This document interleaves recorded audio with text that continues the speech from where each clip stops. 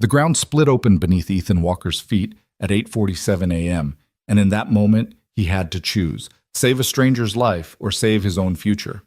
What he didn't know was that the woman trapped under concrete wasn't just any stranger. She was the person who held his destiny in her hands. This is the story of one father's impossible choice and how a single act of courage changed everything. Stay with me until the end and comment what city you're watching from. I want to see how far this story travels. The morning had started with promise, the kind that made Ethan Walker's chest tight with hope and fear in equal measure. He stood in front of the bathroom mirror at 6:30 a.m., his hands trembling slightly as he knotted his tie, the only tie he owned, navy blue with a subtle silver stripe, purchased 3 years ago for his wife's funeral. His reflection stared back at him, a man of 34 who looked 40, with exhaustion carved into the lines around his eyes and gray threading through his dark hair at the temples. "Daddy, you look fancy!" Noah's voice rang out from the doorway, his 7-year-old son still in his dinosaur pajamas, clutching the stuffed elephant that had been his companion since birth. Ethan turned, forcing brightness into his smile. "Yeah? Think I'll impress them, buddy?" Noah nodded solemnly, his small face serious in that way children have when they understand more than adults give them credit for. "Mom would say you look handsome." The words hit Ethan like a physical blow, stealing his breath for just a moment. 3 years. 3 years since Sarah had died, since that drunk driver had torn through a red light and torn their world apart. 3 years of being both mother and father, of splitting himself in two and still never feeling like enough. "She would," Ethan agreed softly, crouching down to his son's level. "And you know what else she'd say?" "What?" "She'd say that no matter what happens today, we're going to be okay. Because we've got each other." Noah wrapped his small arms around Ethan's neck, and for a moment they just held each other in the doorway of their cramped apartment. A 2-bedroom walk-up in the Tenderloin where the walls were paper-thin and the heat only worked half the time. It wasn't much, but it was theirs. The interview was at 9 a.m. sharp, Montgomery Corporation, one of the largest engineering firms on the West Coast. Senior project manager position. Salary that would more than double what Ethan made at his current job, where he spent 60 hours a week designing HVAC systems for strip malls and getting paid for 40. Benefits. Security. The kind of job that meant Noah could have music lessons instead of humming along to YouTube videos. The kind of job that meant they could move out of this neighborhood where Ethan couldn't let his son play outside alone. It had taken 6 months to even get this interview. 6 months of sending applications into the void, of hearing nothing back or getting automated rejection emails. When the call had finally come 3 weeks ago, Ethan had actually wept, quietly, in the bathroom after Noah had gone to bed, his face pressed into a towel so his son wouldn't hear. "Mrs. Chen is coming at 7:30, Ethan said, standing up and checking his watch. "Remember the rules?" Noah recited them dutifully. "No opening the door for anyone else. If there's an emergency, call 911 first, then Mrs. Chen. Stay inside, don't use the stove." "Good man." Ethan ruffled his son's hair. "I should be back by 11. Mrs. Chen will make you breakfast, and then you've got that science project to work on, right?" Noah's face lit up. "My robot! Daddy, come see what I added." They walked together to Noah's room, which was barely big enough for a twin bed and a small desk. But Noah had transformed it into a workshop of childhood imagination: cardboard boxes covered in aluminum foil, toilet paper tubes, bottle caps, all assembled into an elaborate robot that stood nearly 2 feet tall. "See? I gave him grabber arms." Noah demonstrated how 2 sections of cardboard, connected with brass fasteners, could open and close like claws. "So he can help people who drop things." Ethan felt something crack open in his chest. His son, building a robot to help people. Despite everything, despite losing his mother, despite their struggles, despite living in a neighborhood where sirens were the nightly lullaby, Noah still believed in helping others. "It's perfect, buddy. You're going to win that science fair for sure." "Do you really think so?" "I know so. You're the smartest kid I know." Noah beamed, and Ethan committed the image to memory, his son's joy, pure and uncomplicated. This interview wasn't just about money or security. It was about giving Noah a childhood where he could keep that light in his eyes. At 7:15, Ethan's phone buzzed. A text from his current boss, Jerry. Walker, need you to check those plans before you send them. Found an error in the calculations. Ethan's stomach dropped. He'd spent 3 late nights on those plans, checking and rechecking every measurement, every load-bearing calculation. But Jerry always found something, always had one more revision, one more impossible deadline. It was part of why Ethan was so desperate to leave. He typed back, "In the middle of something. We'll check this afternoon." The response was immediate. "Not acceptable. Client presentation is at noon. Fix it now." Ethan stared at the screen, his jaw clenching. Jerry knew about the interview. Ethan had requested the time off 2 weeks ago, had even offered to work through the weekend to make up for it. But Jerry had a talent for creating crises that somehow always seemed to land on the days when Ethan needed to be somewhere else. "Daddy, you okay?" Ethan looked up to find Noah watching him with those 2 knowing eyes. He forced his expression to relax. "Yeah, buddy, just work stuff, nothing important." He silenced his phone and slipped it into his pocket. Not today. Today, nothing was going to stop him from making this interview. Not Jerry, not guilt, not the universe itself, Mrs. Chen arrived at 7:30, a grandmother in her 60s who lived 2 doors down and watched Noah for $20, and whatever leftovers were in the fridge. She was kind in that no-nonsense way, and Noah adored her. "You look very professional, Mr. Walker," she said approvingly, taking in his suit. "This is the big interview, yes?" "This is it," Ethan confirmed, trying not to let his anxiety show. "I should be back by 11 at the latest." "Take your time. Noah and I will be fine. Won't we, Noah?" Noah nodded, though Ethan could see the slight tightness around his son's eyes. Noah never said it out loud, but Ethan knew he worried every time his father left. Worried that one day, like Mom, Dad might not come back. Ethan knelt down one more time, taking Noah's small hands in his. "Hey, look at me. I'm coming back, I promise, okay?" "Okay," Noah whispered. "I love you, buddy." "Love you too, Daddy." The words felt like an anchor and a lifeline all at once. Ethan stood, nodded to Mrs. Chen, and walked out into the San Francisco morning. The city was already awake, the streets filling with the morning rush. Ethan had given himself 45 minutes to make what should have been a 20-minute trip. He'd learned long ago to account for delays, for buses that didn't show, for unexpected detours. The Montgomery Corporation building was downtown, a gleaming tower of glass and steel that spoke of success and permanence. He took the bus, standing near the back and watching the city roll past. San Francisco, beautiful and brutal in equal measure. A place where fortunes were made overnight and dreams died just as quickly. Where tech billionaires bought penthouses while families slept in cars. Ethan had grown up here, back when the city still had room for regular people, before the tech boom had transformed it into something both magnificent and monstrous. His phone buzzed again. Jerry, calling now. Ethan sent it to voicemail. Then another text. "This is insubordination, Walker. We'll be having a serious conversation about your future here." The irony almost made Ethan laugh. His future there, as if he had one, grinding away 60-hour weeks for poverty wages while Jerry took credit for his designs, as if staying there was anything but a slow death of ambition and hope. He typed back, "We'll call you after my appointment. No apology, no explanation, just a simple statement." It felt like a tiny rebellion, and Ethan was surprised by how good it felt. The bus lurched to a stop at Market Street. Ethan checked his watch, 8:32. Plenty of time. The Montgomery building was just 4 blocks from here. He could even stop for coffee, maybe calm the nervous energy that was making his hands shake. He stepped off the bus into the morning sun, adjusting his tie, checking his reflection in a store window.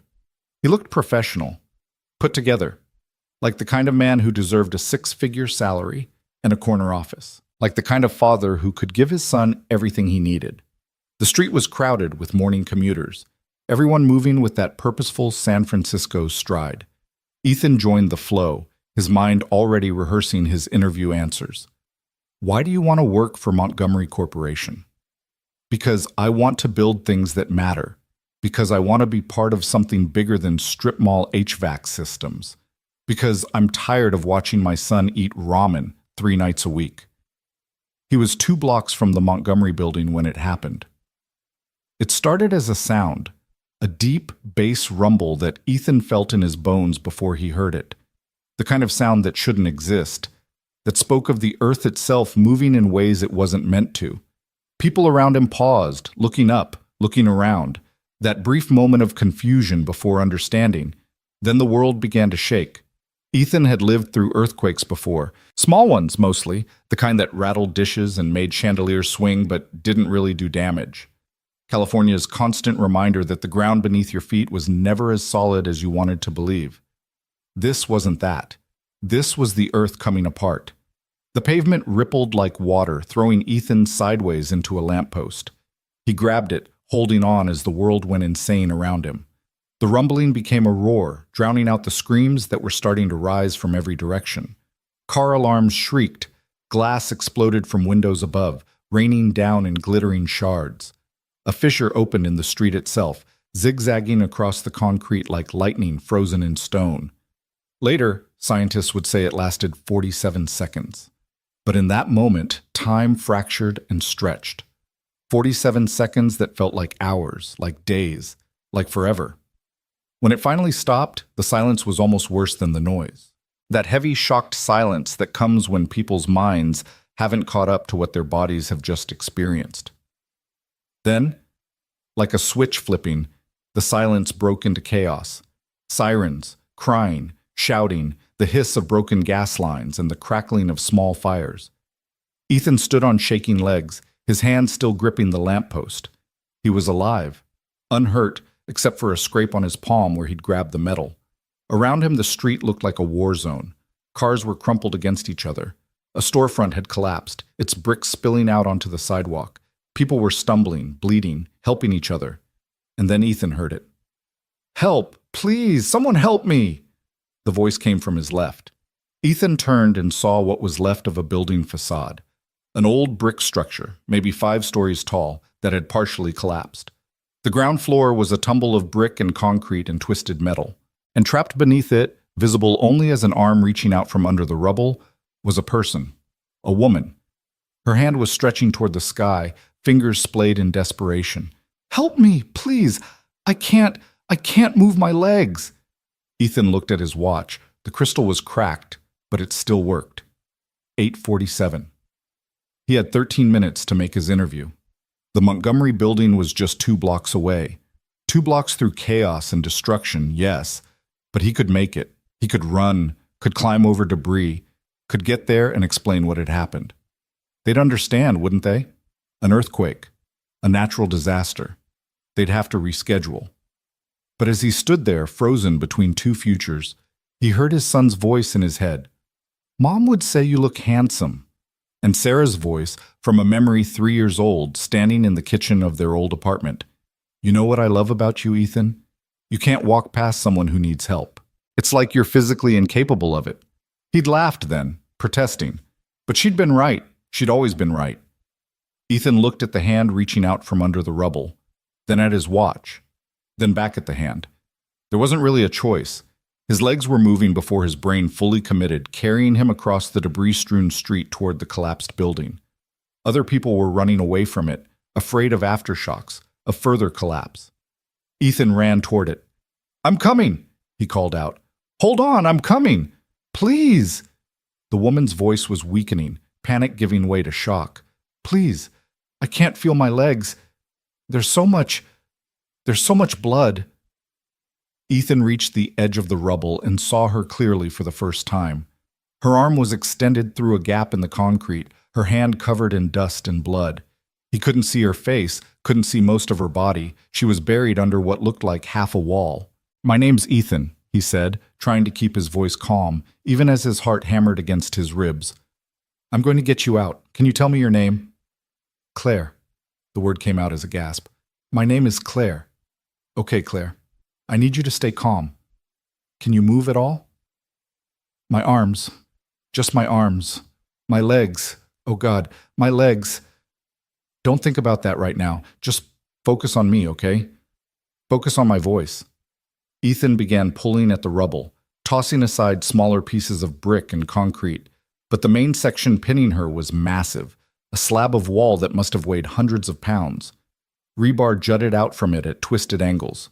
He could see now that it had Claire pinned from roughly the waist down. "How bad is the bleeding?" he asked, still working, his hands already torn and scraped. I can't see. It feels wet. Everything feels wet." That wasn't good. Ethan looked around desperately. A few other people were nearby, pulling survivors from the rubble, but everyone was focused on their own emergencies. In the distance, he could hear sirens, but they sounded far away, and there were probably hundreds of calls for help across the city right now. He looked at his watch again. 8:51. 9 minutes. Ethan pulled off his jacket and threw it aside. Then his tie. The only tie he owned, the one he'd worn to Sarah's funeral.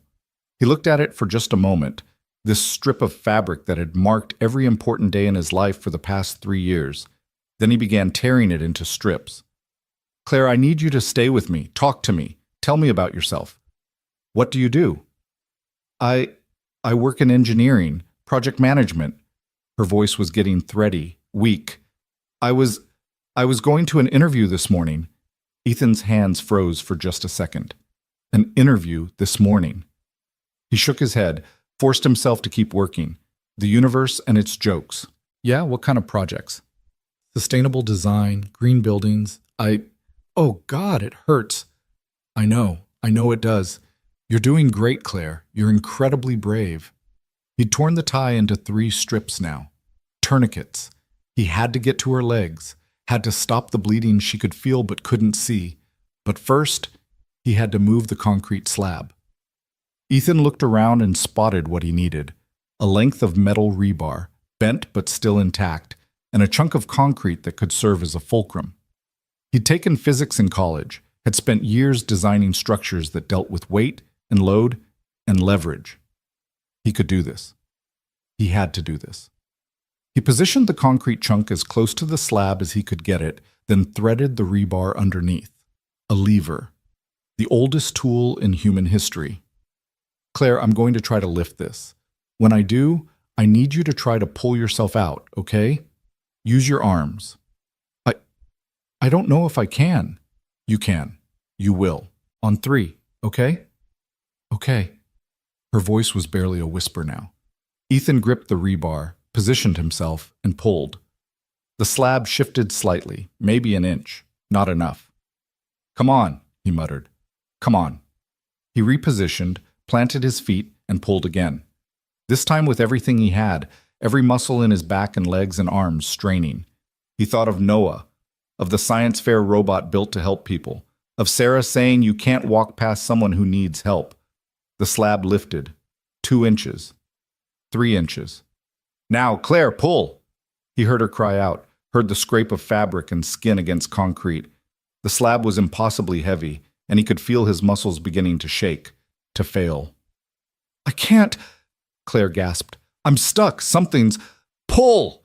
Ethan roared, his vision starting to blur at the edges. "Pull now!" And then, miracle of miracles, he felt the weight shift, felt Claire move beneath it. The slab crashed back down, but Claire's hand, both her hands now, were free, and she was pulling herself forward, inch by agonizing inch. Ethan dropped the rebar and grabbed her arms, pulling her the rest of the way clear. She came free in a rush, and they both fell backward onto the debris-covered street. For a moment, they just lay there, both breathing hard. Then Ethan's training kicked back in.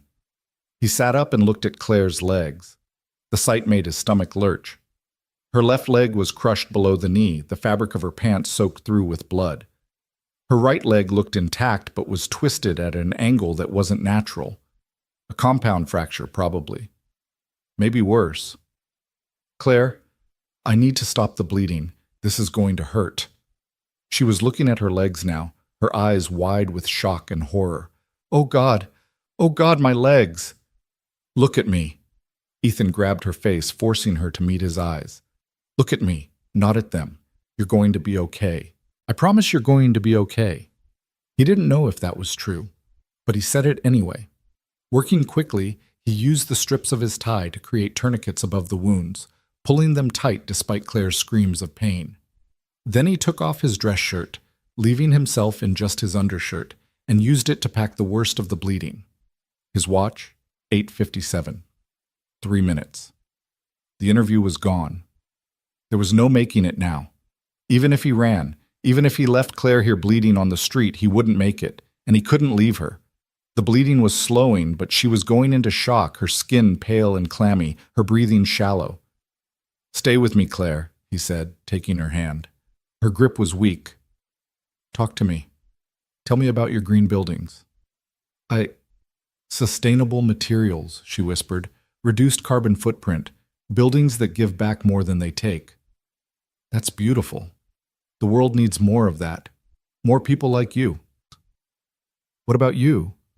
Her eyes were starting to lose focus. "What do you do?" "I'm an engineer too. HVAC systems mostly. Nothing as noble as saving the planet." "But you saved me."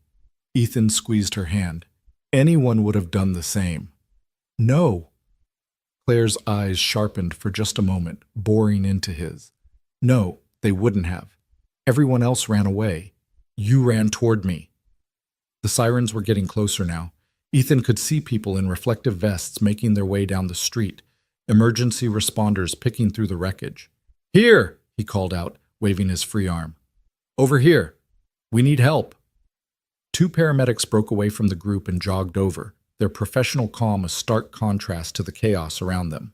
They took in the scene in seconds: Claire's crushed leg, the makeshift tourniquets, Ethan covered in her blood. "Good work," one of them said, already pulling out supplies. "You probably saved her life with those tourniquets." They moved with practiced efficiency, starting an IV, checking vital signs, calling for a stretcher. Ethan started to back away to give them room to work, but Claire's hand tightened on his. "Don't go," she said. "Please. What's your name? I don't even know your name." "Ethan. Ethan Walker. Ethan Walker." She repeated it like a prayer, like something to hold on to. I need to remember. I need to thank you." "You don't need to thank me. Just focus on getting better, okay?" The paramedics were loading her onto a stretcher now. Claire's grip on his hand loosened, had to, as they lifted her up. "Montgomery Corporation," she gasped out as they started to wheel her away. "I work at Montgomery. Find me there, please." Then they were moving, jogging toward an ambulance, and Claire was gone. Ethan stood there in the middle of the destroyed street, covered in blood that wasn't his shirt gone, his only suit ruined. Around him, the city was slowly beginning to function again. Emergency responders coordinating, people helping each other, the machinery of disaster response grinding into motion. He looked at his watch. 9:04. 4 minutes past his interview time. 4 minutes past his future. Ethan walked. What else was there to do? He walked through the damaged streets toward the Montgomery Corporation building, even though he knew it was pointless. Even though his shirt was gone and his hands were torn and bloody, and he looked like he'd been in a war. The Montgomery building stood mostly intact, its modern construction having weathered the earthquake better than the older structures around it. But the plaza in front of it was chaos.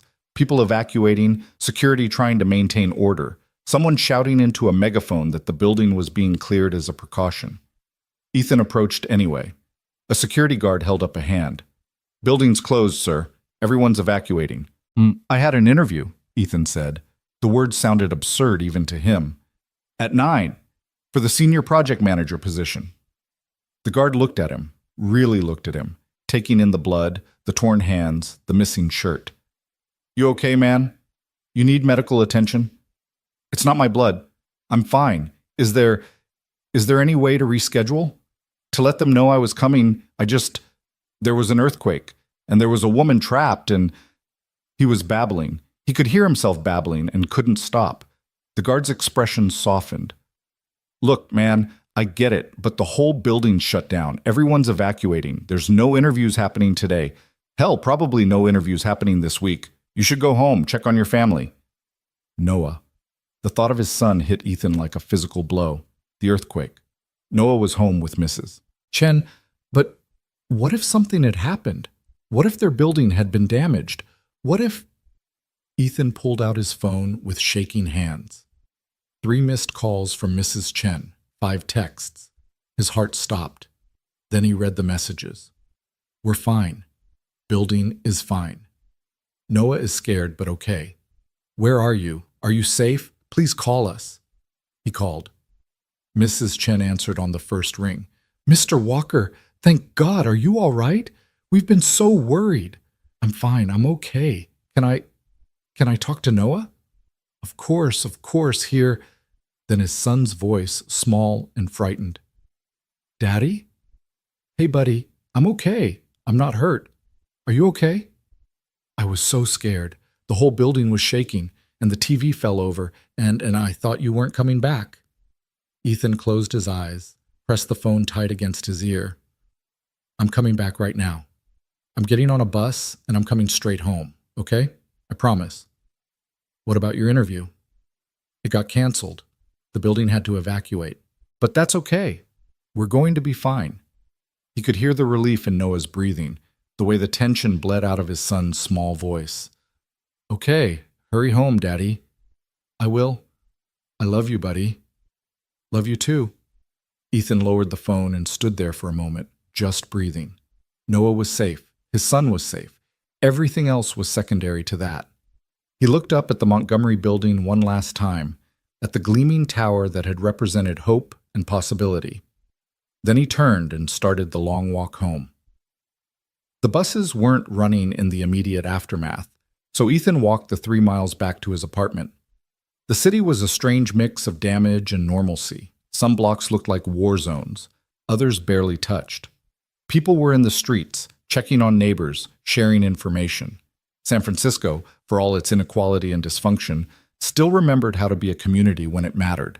When he finally climbed the stairs to his apartment, he found Noah and Mrs. Chen in the doorway, waiting. Noah launched himself at Ethan, wrapping his arms around his father's waist and holding on like he'd never let go. You're home, Noah said, his voice muffled against Ethan's chest. You're really home. I'm home, Ethan confirmed, running a hand through his son's hair. I'll always come home to you, buddy. Always. Mrs. Chen was looking at him with concern, taking in his appearance. Mr. Walker, are you hurt? Is that blood? It's not mine. There was a woman trapped in the rubble. I helped get her out. Understanding dawned in Mrs. Chen's eyes. And your interview? Gone. Ethan tried to smile, but it came out more like a grimace. Building evacuated, but it's okay. It's okay. It wasn't okay. Not really.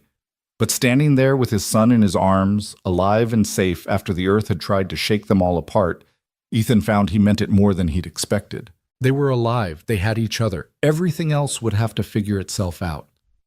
That night, after Noah had finally fallen asleep, clutching his stuffed elephant and refusing to sleep in his own room, instead curling up next to Ethan, Ethan lay awake staring at the ceiling. His hands were bandaged now, his muscles ached, and his only suit was in the trash, ruined beyond repair. He thought about Claire, wondered if she was okay, if the surgeons had been able to save her leg.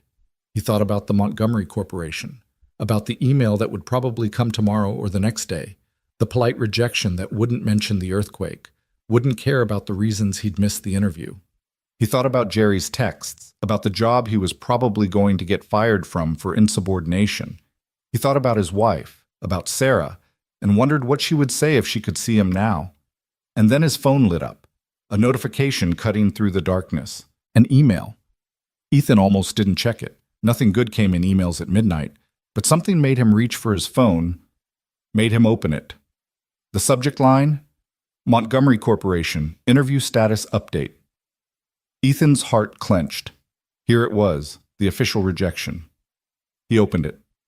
Dear Mr. Walker, due to the earthquake and subsequent building evacuation, all scheduled interviews for Tuesday, October 7th, have been canceled. We will not be rescheduling these interviews at this time. We apologize for any inconvenience. The position has been filled with an internal candidate. We appreciate your interest in Montgomery Corporation and wish you the best in your job search. Sincerely, Human Resources Montgomery Corporation. Ethan read it twice, 3 times. Let the words sink in. The position was filled with an internal candidate. It had never really been available at all. They'd just been going through the motions, checking a box that said they'd interviewed external applicants. All those months of hoping, of preparing, of believing that this could be the thing that changed their lives. And it had been a phantom from the start. He should have felt crushed, should have felt devastated, and part of him did. That part that had been running on hope and determination for so long, it had forgotten how to stop. But another part of him, a deeper part, felt something different. He'd saved a woman's life today. Her name was Claire, and she worked on green buildings, on structures that gave back more than they took. And when she'd looked up at him from that rubble, she hadn't seen a failed interview candidate or a guy who couldn't get ahead. She'd seen someone who'd chosen to help when he could have walked away. Everyone else ran away. You ran toward me. Ethan set his phone down and looked over at Noah, sleeping peacefully now, the fear of the earthquake fading into dreams. His son, who built robots to help people. His son, who still believed in goodness despite everything the world had taken from him. The interview had been a lie. The opportunity had never been real. But what Ethan had done today, running toward someone who needed help, choosing humanity over ambition, that had been real. He didn't know what would happen tomorrow, didn't know how they'd make rent next month, or whether Jerry would actually fire him, or how they'd manage if he did. The future was as uncertain as it had ever been, maybe more so. But as Ethan finally drifted off to sleep, his son safe beside him, his hands aching from the work of saving a life, he found he could live with that uncertainty. Some things mattered more than interviews, more than six-figure salaries and corner offices. Some things, like running toward someone who needed help, like being the kind of man your son could be proud of, were worth whatever they cost, even if the cost was everything you'd hoped for, even if the cost was your future. Because sometimes, Ethan thought as sleep finally claimed him, sometimes doing the right thing doesn't give you the life you planned.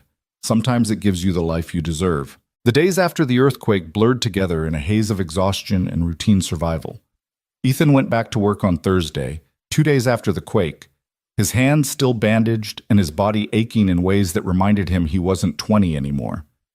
Jerry was waiting for him in the office, arms crossed, that pinched expression on his face that meant he'd been nursing his grievances like fine wine. Walker, my office, now. The other engineers kept their heads down, pretending to focus on their monitors, but Ethan could feel their attention tracking him as he followed Jerry into the glass-walled office that overlooked the main floor. Jerry closed the door with more force than necessary and turned on him. You want to explain to me what the hell happened on Tuesday? Ethan kept his voice level. There was an earthquake, Jerry. You might have noticed. The whole city shook apart. Don't get smart with me. I'm talking about before that. I needed those plans checked, and you ignored my direct order. I was on my way to an interview. You knew that. I'd requested the time off 2 weeks ago. Jerry's face flushed red. And I told you we had a deadline. The client doesn't care about your interview, Walker. Neither do I. When I need something done, it gets done. That's how this works. Ethan looked at his boss, really looked at him, and felt something shift inside his chest. This man who'd been holding his career hostage for 3 years, who took credit for Ethan's designs and paid him half what he was worth, who created crises to maintain control. Jerry was small, petty, the kind of person who measured his own worth by how much he could diminish others. You know what, Jerry? You're right. The client doesn't care about my interview. They don't care that I missed the opportunity of a lifetime. They don't care that I helped pull a woman out of collapsed rubble while you were sitting safe in your office. They just care about their air conditioning plans. Watch your tone. No. The word came out harder than Ethan intended. No, I don't think I will. Because here's the thing, Jerry. I've been watching my tone for 3 years. I've been swallowing every insult, every impossible deadline, every time you took credit for my work. And for what? For this? He gestured around the cramped office. For the privilege of being treated like garbage? Jerry's expression had gone from red to purple. You're fired. You can't fire me. I quit. The words were out before Ethan fully realized he'd made the decision. But once they were in the air, hanging between them, he felt a strange lightness. Terror, yes, absolute bone-deep terror about how he'd pay next month's rent. But also freedom. What? I quit, Jerry. I'm done. I'll finish out the week so you can find someone else to dump your work on, but after Friday, I'm gone." He didn't wait for Jerry's response, just turned and walked out of the office, his heart hammering against his ribs. The other engineers were staring openly now. Ethan gathered his things from his desk. There wasn't much, he'd never bothered to personalize it, and walked out. It wasn't until he was on the street that the full weight of what he'd done hit him. He'd just quit his job. His terrible, soul-crushing, barely pays the bills job. The only thing standing between Noah and eviction. Ethan sat down on a bench and put his head in his hands. What had he done? What the hell had he done? His phone rang. Unknown number. Ethan almost didn't answer, but something made him swipe to accept. "Hello? Is this Ethan Walker?" A woman's voice, professional but warm. "Yes, this is Ethan. Mr. Walker, my name is Dr. Patricia Chen from San Francisco General Hospital. I'm calling about Claire Montgomery. She wanted me to reach out to you." Ethan straightened. Is she okay?" "She's stable. We were able to save her leg, though the recovery will be long. She's been asking for you. She wanted me to tell you that she's in room 412 and she'd very much like to see you if you're available." Yes, I can come. When?" "Visiting hours are until 8 this evening. I should warn you, Mr. Walker, Claire's been quite insistent about finding you. She says you saved her life." "I just did what anyone would have done." Dr. Chen's voice softened. "She doesn't think so. Neither do I, for what it's worth. The paramedics said those tourniquets you made probably bought her the time she needed. You should be proud of that." After he hung up, Ethan sat on the bench for a long moment, trying to process the last 20 minutes of his life. He'd quit his job. The woman he'd saved wanted to see him. The universe was spinning in directions he couldn't predict or control. He should have felt panicked, should have been spiraling into anxiety about money and the future and all the practical concerns that had dominated his life for years. But instead, he felt something he hadn't felt in a long time. Curiosity about what happened next, about where this strange new path might lead. Ethan took the bus to San Francisco General. The city still bore the scars of the earthquake. Cracked streets, buildings with orange tags marking them unsafe, people working to clear debris. But there was also a strange energy in the air, that particular San Francisco resilience that came out in times of crisis. People helping neighbors, community organizations setting up aid stations, the city remembering what it meant to take care of its own. The hospital was chaos, the emergency department still overflowing with earthquake victims. Ethan navigated through the corridors until he found room 412. He paused outside the door, suddenly unsure. What did you say to someone whose life you'd saved? How did that conversation even work? He knocked softly. "Come in." The voice was stronger than he expected, though he could hear pain underneath it. Ethan pushed open the door and saw Claire for the first time in full light, not covered in dust and blood and terror. She was in her early 30s, with dark hair pulled back in a messy ponytail and striking green eyes that fixed on him with an intensity that made him want to look away. Her left leg was elevated in a complex system of braces and machinery, and there were monitors beeping steadily beside her bed. "Ethan," she said his name like she'd been holding it close. "You came." "Of course. How are you feeling?" "Like a building fell on me." She smiled, and despite everything, the hospital room, the injuries, the pain that was clearly etched on her face, the smile was genuine. "But I'm alive. Because of you." Ethan moved further into the room, unsure where to put himself. "I'm glad you're okay. The doctor said they saved your leg?" "They did. It's going to be a long recovery, lots of physical therapy, probably never run a marathon. But I get to keep it." Her eyes never left his face. "I've been trying to find you. Spent 2 days having the hospital staff call every Ethan Walker in the Bay Area. There are apparently 47 of us." "I'm sorry. I should have come sooner. I just didn't know if you'd want to see me." "Want to?" Claire's voice cracked slightly. "Ethan, you're the only person I wanted to see. Do you know what it's like being trapped under concrete, convinced you're going to die there, and then someone appears? Someone who could have walked away, who should have walked away, but didn't. I couldn't just leave you. Everyone else did. I was screaming for 10 minutes before you got there. 10 minutes of watching people run past, too afraid or too focused on themselves to stop. And then you appeared, and you didn't even hesitate.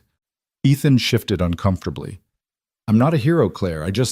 What were you doing there? She interrupted. On that street? At that moment? The question hung in the air between them. Ethan could have lied, could have said he was just passing through, but something about the way Claire was looking at him, the directness in those green eyes, made lying feel impossible. I was on my way to an interview at Montgomery Corporation. Claire's expression changed, something flickering across her face too fast for Ethan to read. Montgomery? You were coming to interview at Montgomery?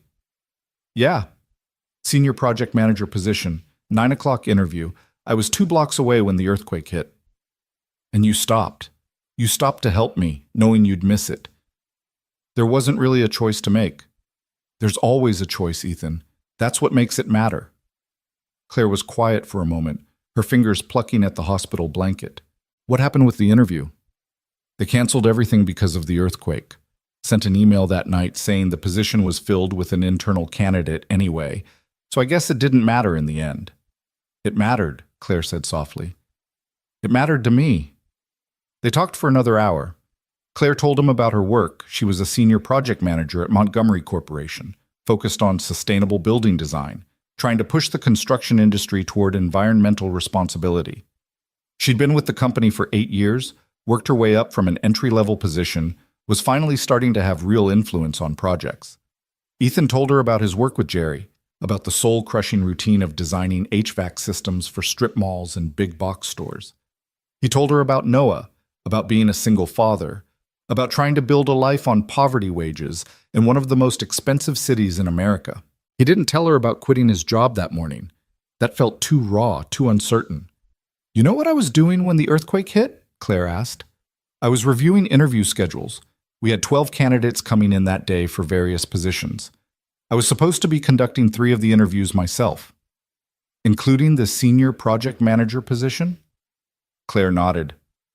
That was mine. I'd reviewed all the applications, narrowed it down to 4 finalists. You were one of them, Ethan. Your application stood out.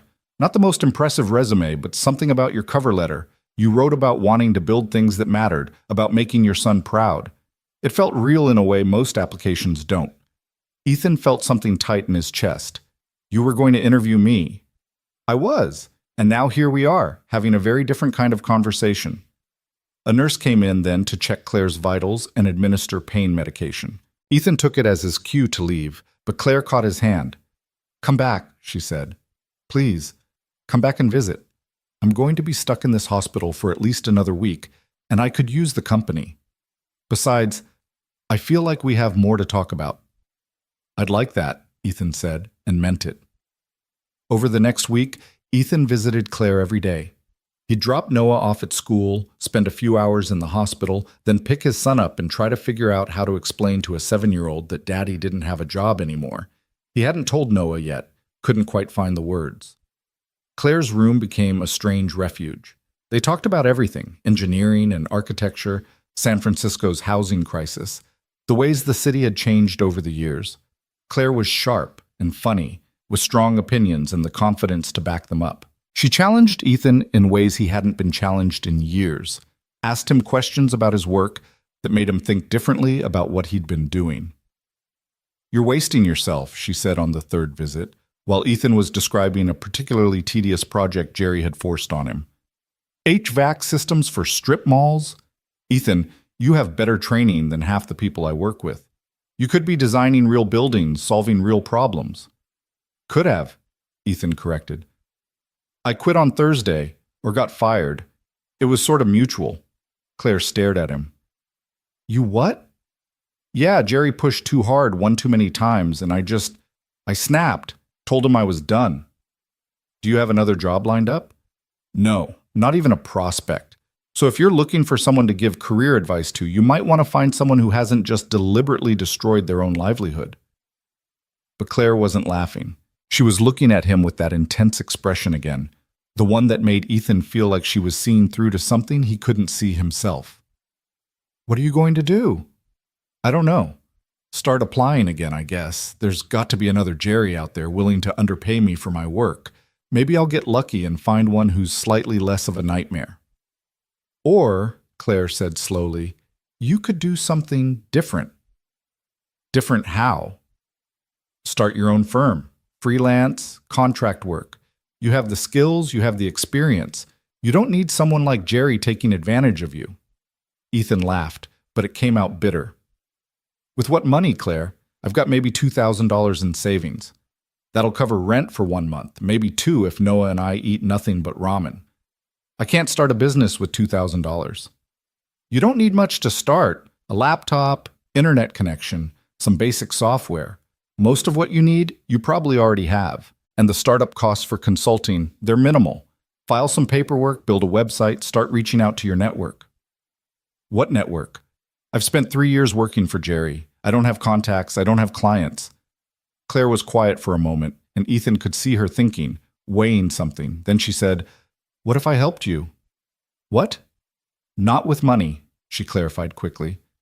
"I know that's not what you'd want, but with connections, introductions. I know people in the industry, people who need good engineers, who would value your work. I could make some calls, set up some meetings, just to get you started." Ethan shook his head. "Claire, I can't ask you to do that." "You're not asking. I'm offering. You saved my life, Ethan. Let me help you save your career." "That's not... You don't owe me anything." "This isn't about owing. This is about not wanting to see someone with your talent wasting away working for people like Jerry." She leaned forward, wincing slightly at the movement. "Look, I get it. You're proud. You want to make it on your own. But sometimes accepting help isn't weakness. Sometimes it's just smart." Ethan wanted to argue, wanted to maintain his independence, his dignity. But he thought about Noah, about the rent that would come due in 3 weeks, about the emptiness where his job used to be. "Okay," he said quietly. "Okay. Thank you." Claire smiled. "Don't thank me yet. I'm going to be a demanding mentor. You're going to have to actually do the work." "I can do the work. Work's never been the problem." "Good. Then let's start planning. Tell me about the kind of projects you actually want to work on, not Jerry's strip malls. If you could design anything, work on any kind of building, what would it be?" They spent the rest of the afternoon sketching out ideas. Claire was still on pain medication, sometimes losing her train of thought or drifting off mid-sentence, but when she was focused, she was brilliant. She saw possibilities Ethan hadn't considered, angles he'd never thought about. By the time visiting hours ended, they had the rough outline of a business plan. Walker Engineering Solutions. The name was Noah's idea, actually. Ethan had mentioned it that night while they were eating dinner, mac and cheese from a box, because Ethan still couldn't quite face telling his son about the job situation by cooking an elaborate meal he couldn't afford. "I might start my own company," Ethan said, trying to sound casual about it. "Do engineering work on my own. What do you think about that?" Noah's eyes went wide. "Like a real company? With a name and everything?" "Yeah, I need to come up with a name, though." "Walker Engineering Solutions," Noah announced immediately. "Because you're a walker and you solve problems, and solutions means fixing things." It was perfect, simple, professional, and conceived by a 7-year-old who still believed his father could do anything. That night, after Noah was asleep, Ethan sat at his laptop and started building a website. He wasn't a designer, but he knew enough HTML to cobble together something functional. He used a photo of Noah's cardboard robot as the logo, his son's creation, built to help people, representing everything Ethan wanted his company to be. By 3 in the morning, Walker Engineering Solutions had a website. By 4, Ethan had drafted a business plan. By 5, when the sun started creeping through the windows of their small apartment, he'd sent out his first round of emails to old college classmates, former colleagues, anyone he could think of who might know someone who might need engineering work. He slept for 2 hours and then got up to make Noah breakfast. Claire was discharged from the hospital on Friday, 10 days after the earthquake. Ethan offered to help her get home, but she waved him off. "My brother's coming to pick me up. He's been hovering like I'm made of glass. It's sweet and also deeply annoying. She was sitting in a wheelchair, her injured leg still in a brace, but there was color back in her cheeks and strength in her voice. "But I want you to come by next week. I'm going to start making those introductions I promised. Claire, you just got out of the hospital. You should be resting, not working contacts for me. I'll be sitting on my couch either way. Might as well make some phone calls." She pulled out her phone, typed something quickly, then looked up at him. "I just sent you my address, Tuesday at 2. Don't be late." "Yes, ma'am," she laughed. "I'm going to enjoy this, having someone actually listen to me for once." Tuesday came. Ethan dressed in slacks and a button-down shirt. Not as formal as the suit he'd ruined, but professional enough. Claire lived in Pacific Heights, in a Victorian that had probably cost more than Ethan would make in his entire lifetime. He rang the bell and heard footsteps. Then the door opened. Claire stood there on crutches, wearing jeans and a soft sweater, her hair down around her shoulders. She looked different outside the hospital, younger, more relaxed, though Ethan could see the pain she was managing in the tightness around her eyes. "You came," she said, smiling. "You told me not to be late. I'm terrified of disappointing you." "Smart man. Come in. I've made us lunch." The house was beautiful. High ceilings, original molding, hardwood floors that gleamed in the afternoon light. But it was also clearly lived in, comfortable rather than showy. Books stacked on tables, plants in the windows, a cat that appeared from nowhere to wind around Ethan's legs. "That's Archimedes," Claire said. "He thinks he owns the place. He's not wrong." They ate lunch in Claire's kitchen, soup and sandwiches that she'd had delivered, since cooking wasn't really an option with her mobility limitations. Then they got to work. Claire had compiled a list of contacts, 10 names, each with a brief description of who they were and what they might need.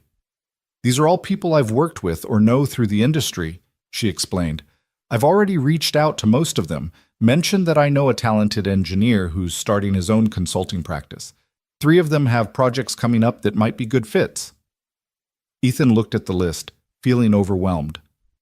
"Claire, this is incredible. I don't know how to thank you." "Thank me by doing excellent work and not making me look bad for recommending you." She tapped the first name on the list. "Start with Rebecca Zhao. She's an architect, runs a small firm focused on affordable housing. Good person, good projects. She mentioned she might need some structural engineering support on a project in Oakland. Email her today, mention my name." They went through the list one by one. Claire knew everyone's history, their quirks, what they valued in a contractor. It was a masterclass in networking, and Ethan took notes furiously. "The key thing to remember," Claire said, "is that in this industry, especially when you're starting out, it's all about relationships. People hire people they trust, and they trust people they know or who come recommended by someone they trust. You do good work for Rebecca," she tells her architect friends. They hire you, they tell their friends. It builds from there. And if I screw up, then you fix it, fast, completely, and without making excuses. Everyone screws up sometimes, Ethan. What matters is how you handle it. By the time Ethan left Claire's house that afternoon, he had a plan. Email Rebecca Zhao tonight. Follow up with 2 other contacts by Friday. Start working on a portfolio of his best work to show potential clients. Get his business license and insurance sorted out. It felt real, terrifyingly real. That night, Ethan sent the email to Rebecca Zhao. He agonized over every word, deleted and rewrote it 3 times before finally hitting send at 11 p.m. Then he lay in bed, staring at the ceiling, wondering if she'd even respond. She responded at 8 the next morning. "Hi, Ethan. Claire speaks very highly of you. Would love to chat about the Oakland project. Are you free for coffee Thursday morning?" Ethan read the email 5 times, making sure it was real, that he hadn't hallucinated it out of desperation. Then he responded immediately, trying to sound professional and not like someone who was barely holding his life together. They met at a cafe in the Mission. Rebecca Zhao was in her 40s, with streaks of gray in her black hair and the kind of focused energy that came from someone who loved her work. She explained the project, a mixed-use development in Oakland, 40 units of affordable housing with ground-floor retail, trying to be built on a tight budget. "The structural engineering firm I usually work with is backed up for 6 months," she said. "I need someone who can turn things around faster and who understands that we're working with non-profit budgets, not tech company money." "I can do that," Ethan said. My rates are competitive, and I'm used to making things work within budget constraints. Rebecca studied him. Claire said you saved her life during the earthquake. I helped her. I wouldn't say. She said you gave up a job interview to pull her out of the rubble, that you used your tie as a tourniquet and probably kept her from bleeding out. Ethan shifted uncomfortably. The paramedics did the real work. But you made the choice to stop, to help. Rebecca leaned forward. Look, I'm going to be straight with you. I'm taking a chance hiring someone who's just starting out. But Claire doesn't recommend people lightly, and the fact that you're someone who runs toward trouble instead of away from it, that tells me something about your character. So I'm going to give you a shot. Small project to start, see how we work together. If it goes well, there's more work coming. Ethan felt something unclench in his chest. Thank you. You won't regret this. Make sure I don't. They shook hands, and just like that, Walker Engineering Solutions had its first client. The work was hard. Harder than anything Ethan had done for Jerry, because now it was his name on the line, his reputation. He spent long nights at his laptop after Noah went to bed, running calculations and checking them twice, 3 times, making sure everything was perfect. Rebecca's deadline was tight. She needed preliminary structural drawings in 2 weeks. But Ethan threw himself into it with a focus he hadn't felt in years. He still visited Claire twice a week. They'd fallen into an easy rhythm. Ethan would bring coffee and updates on his work, and Claire would offer advice, make introductions, help him navigate the complicated politics of the construction industry. Sometimes they just talked about nothing and everything, the conversations ranging from the technical to the personal. How's Noah handling everything? Claire asked one afternoon. They were sitting in her living room, Archimedes purring in Claire's lap. He's good. I finally told him about quitting my job. He asked if that meant we'd have to move, and I said maybe, but that we'd figure it out. He seemed okay with it. More okay than I was, honestly. Kids are resilient. Too resilient sometimes. Like they have to be, because the adults in their lives can't keep it together. Claire was quiet for a moment. You're keeping it together, Ethan. You're doing more than that. You're building something. With your help. I couldn't do this without you. You could. It would just take longer. I'm just speeding up the inevitable. Ethan wasn't sure that was true, but he appreciated her saying it. He delivered Rebecca's drawings on time. She looked them over, had a few questions, some minor revisions, but overall, she was impressed. This is really good work, Ethan. Clean, thorough, exactly what I needed. How do you feel about taking on the full structural package for the project? I'd love to. Great. I'll have my office draw up a contract, and I'm going to introduce you to a few other architects I know. Fair warning, they're going to work you hard. But if you can handle it, there's plenty of work out there. Word spread faster than Ethan expected. Rebecca introduced him to 2 other architects. Claire connected him with a developer she knew who needed code compliance review on a renovation project. Each project led to another, referrals building on referrals. By the end of November, 6 weeks after the earthquake, Walker Engineering Solutions had 4 active clients and 3 more in the pipeline. The money was starting to come in, not a lot yet, but enough that Ethan could breathe slightly easier about rent. Enough that when Noah asked if they could get pizza for dinner instead of making pasta again, Ethan said yes without having to check his bank account first. But more than the money, there was something else. A sense of purpose. Of building something that was his, that reflected his values, that he could be proud of. When he worked now, it wasn't just to survive, it was to create. Noah's science fair was the first week of December. Ethan had been so consumed with work that he'd almost forgotten about it until Noah mentioned it at breakfast one morning. It's this Friday, Daddy. You're still coming, right? Guilt punched through Ethan's chest. Of course I'm coming, buddy. I wouldn't miss it for anything. Noah beamed. I finished my robot. Wait till you see him. I added lights. Friday afternoon, Ethan cleared his schedule and went to Noah's school. The gymnasium was full of projects, papier-mâché volcanoes and potato batteries and elaborate poster boards explaining the water cycle. And there, in the corner, was Noah's robot, now painted silver with LED lights that flashed in sequence. See? Noah was practically vibrating with excitement. The lights are powered by batteries I hid in his chest, and his grabber arms actually work. Watch. He demonstrated how the arms could pick up small objects, how the robot's eyes lit up when you pressed a button on its back. It was wonderful. creative and functional, and built with more love than engineering precision. Mr. Walker. Ethan turned to find a woman in her 50s approaching, wearing a teacher's badge. I'm Mrs. Patterson, Noah's teacher. I wanted to tell you how impressed I am with his project. The creativity, the problem solving, it's really exceptional. He did it all himself, Ethan said, feeling his chest swell with pride. I helped with a few tricky parts, but the design was all Noah. It shows.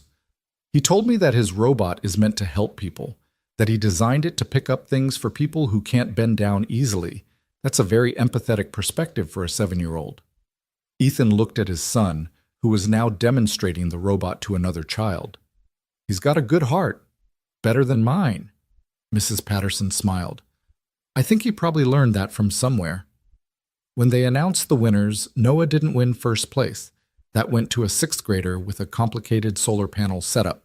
But he won 2nd place in his grade level, and the look on his face when he went up to accept his ribbon made every sleepless night, every struggle, every sacrifice worth it.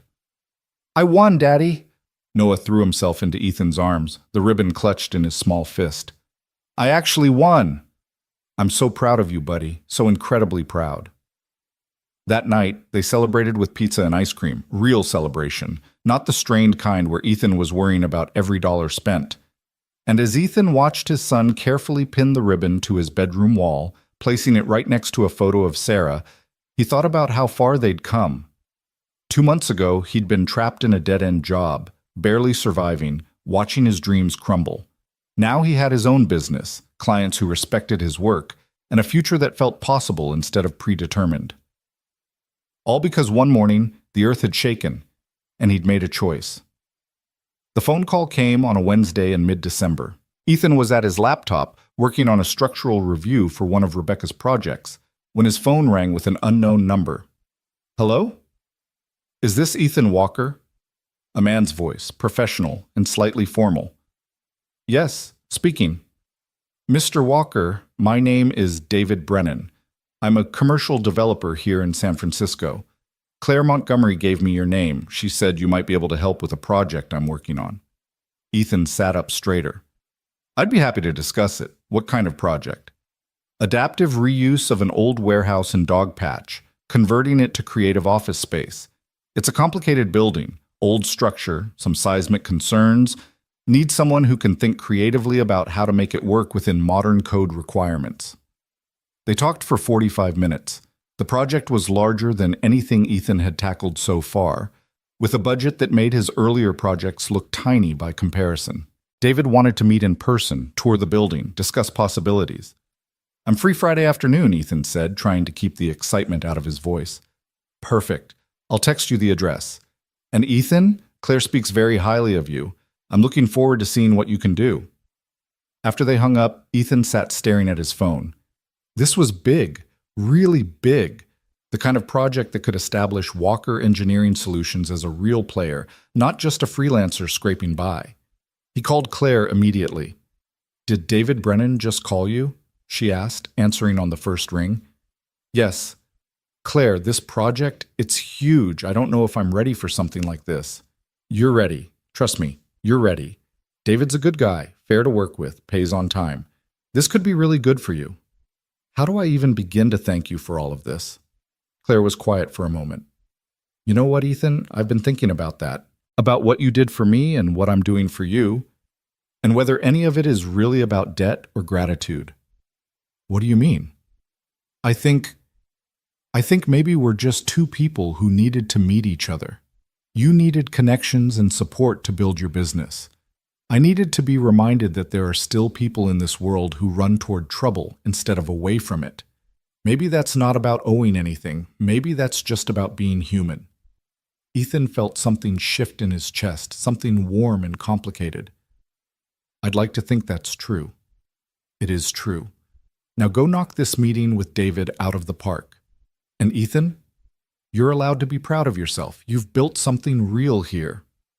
That's worth celebrating. After they hung up, Ethan sat in his apartment, Noah's cardboard robot sitting on the table beside his laptop, the city humming outside his windows. 3 months ago, his life had been falling apart. Now it was coming together in ways he'd never imagined. The earth had shaken and everything had broken. But sometimes, Ethan was learning, things had to break before they could be rebuilt into something stronger. The warehouse in Dogpatch stood like a relic from another San Francisco, before the tech boom had transformed the city into something sleek and expensive. 4 stories of red brick, windows clouded with decades of grime. The kind of building that had probably housed everything from shipbuilding supplies to artist studios over its 100-year lifespan. Ethan stood outside on Friday afternoon, David Brennan beside him, both of them looking up at the structure with the practiced eye of men who saw buildings as puzzles to be solved. It was a mess.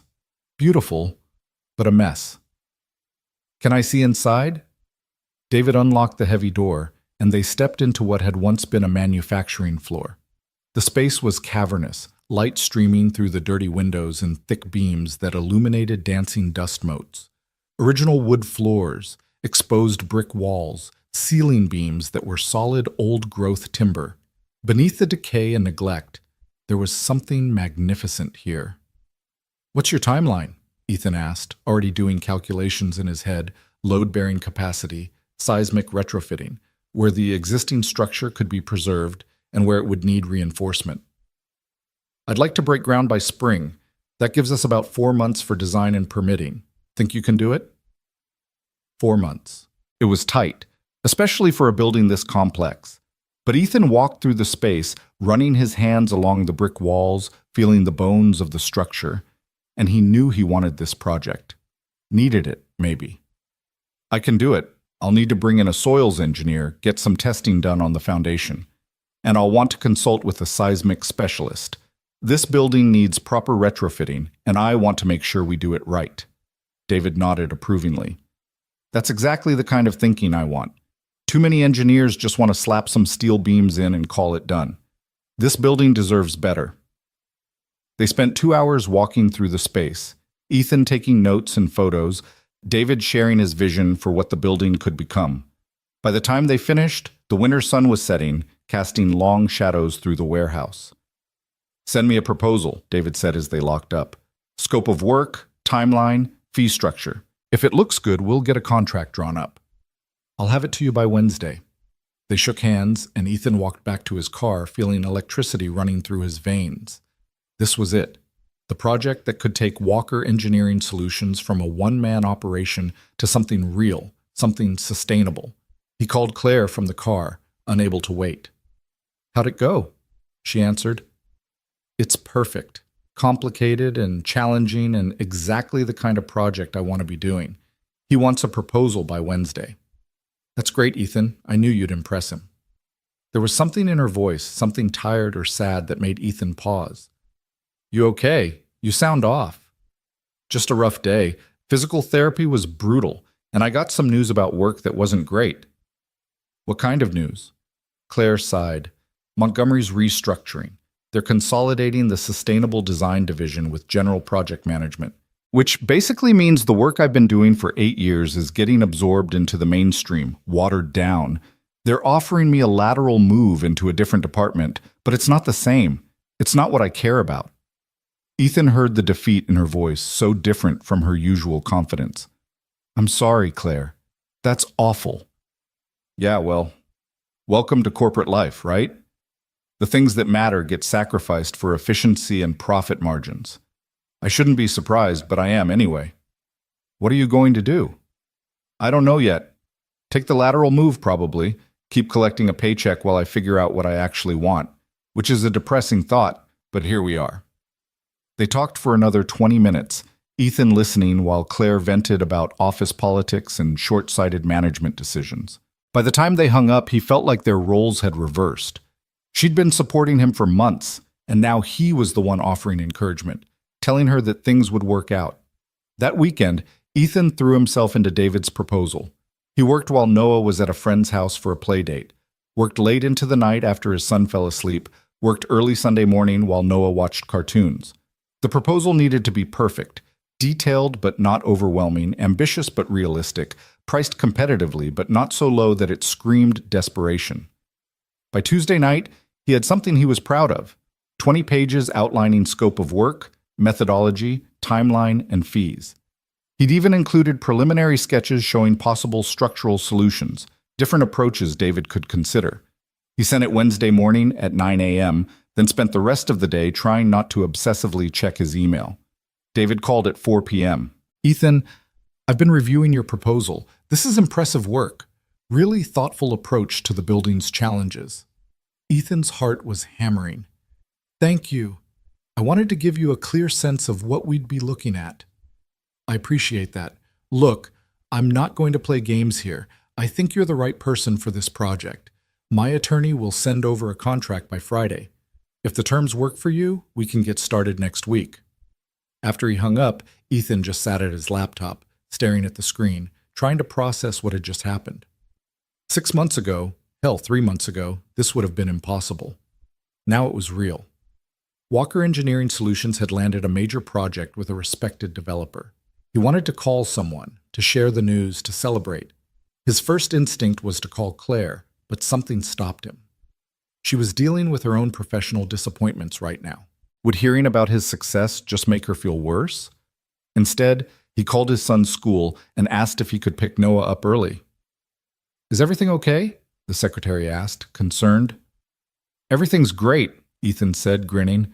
I just want to spend the afternoon with my kid.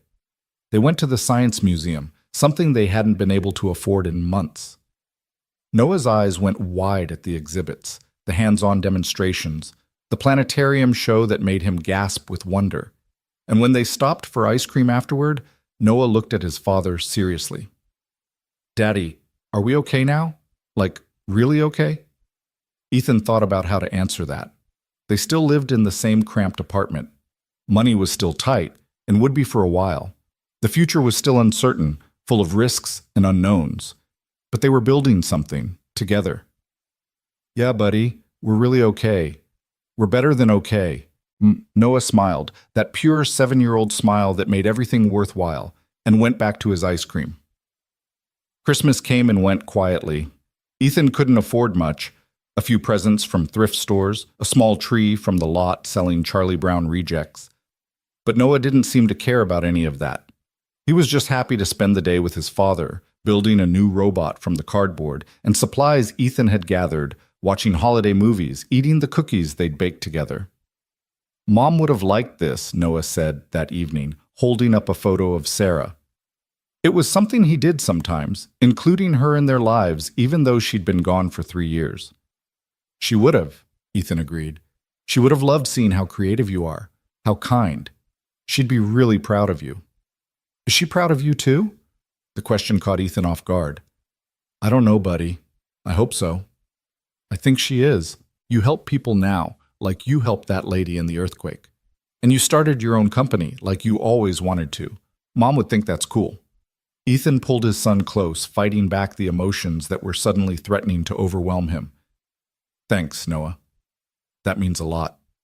The new year arrived with typical San Francisco weather, cold and foggy, the kind of gray that made you forget the sun existed.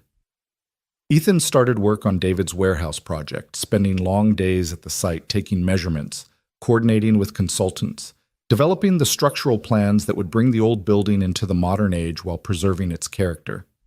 It was the kind of work that consumed him completely, the challenge of it scratching an itch he hadn't known he had. Every problem had multiple solutions, and finding the elegant one, the approach that was both practical and beautiful, felt like solving puzzles that actually mattered. He still saw Claire regularly, meeting for coffee or dinner once a week. She'd taken the lateral move at Montgomery, but was clearly unhappy about it. The spark that had defined her in the hospital, that intensity and passion, seemed dimmed.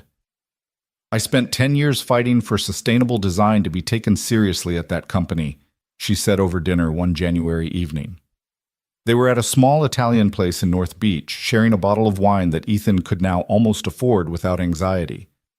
And now they're basically saying none of it mattered. Just fold it into general operations and stop bothering management about carbon footprints and environmental impact. So leave, Ethan said. You've got the experience, the reputation. There are other firms that would kill to have someone with your expertise. It's not that simple. Why not? Claire swirled her wine, not meeting his eyes. Because I'm scared. Because Montgomery is stable and known, and leaving means starting over somewhere else, proving myself all over again. What if I make the wrong choice? What if I end up somewhere worse?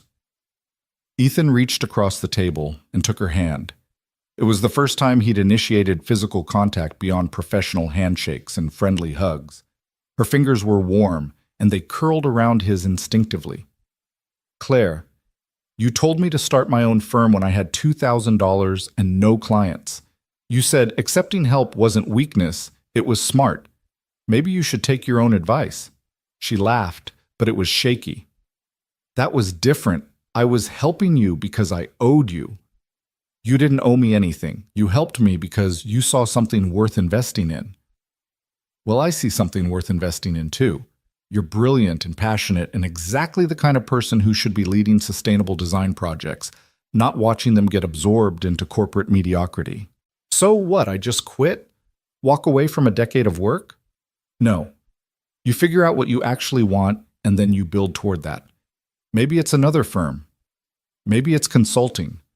Maybe it's something completely different, but you stop settling for something that's killing your soul.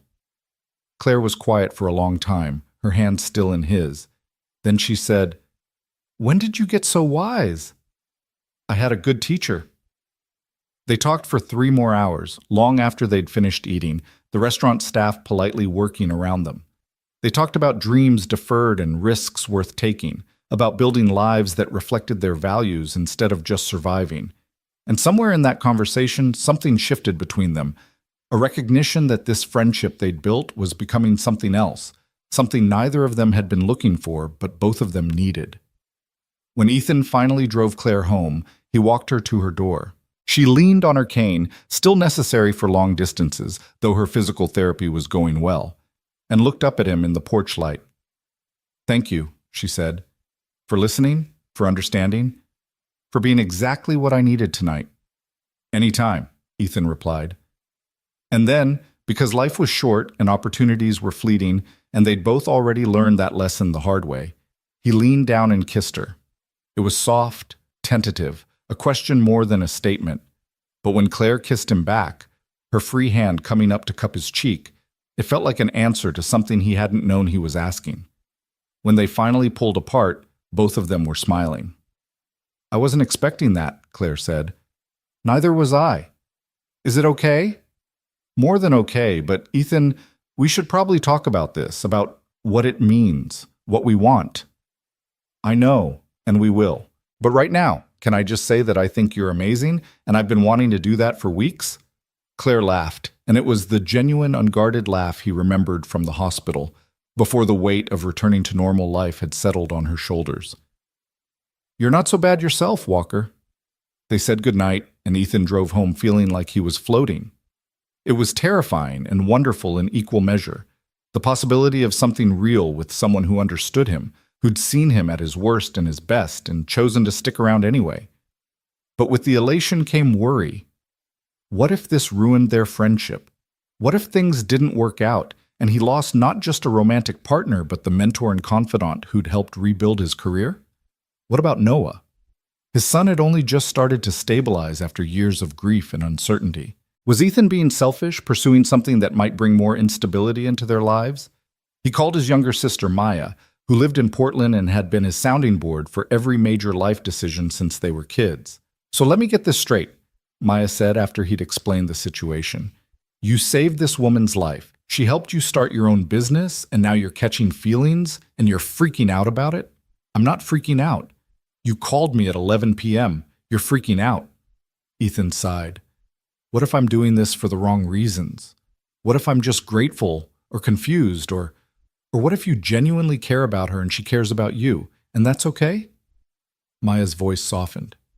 "Ethan, you haven't dated anyone since Sarah died. I'm not saying you have to rush into anything, but you're allowed to be happy. You're allowed to want more than just survival. What about Noah? What about Noah? Kids are more adaptable than you think. And from what you've told me, Claire already knows him, already likes him. That's a good foundation. It feels fast.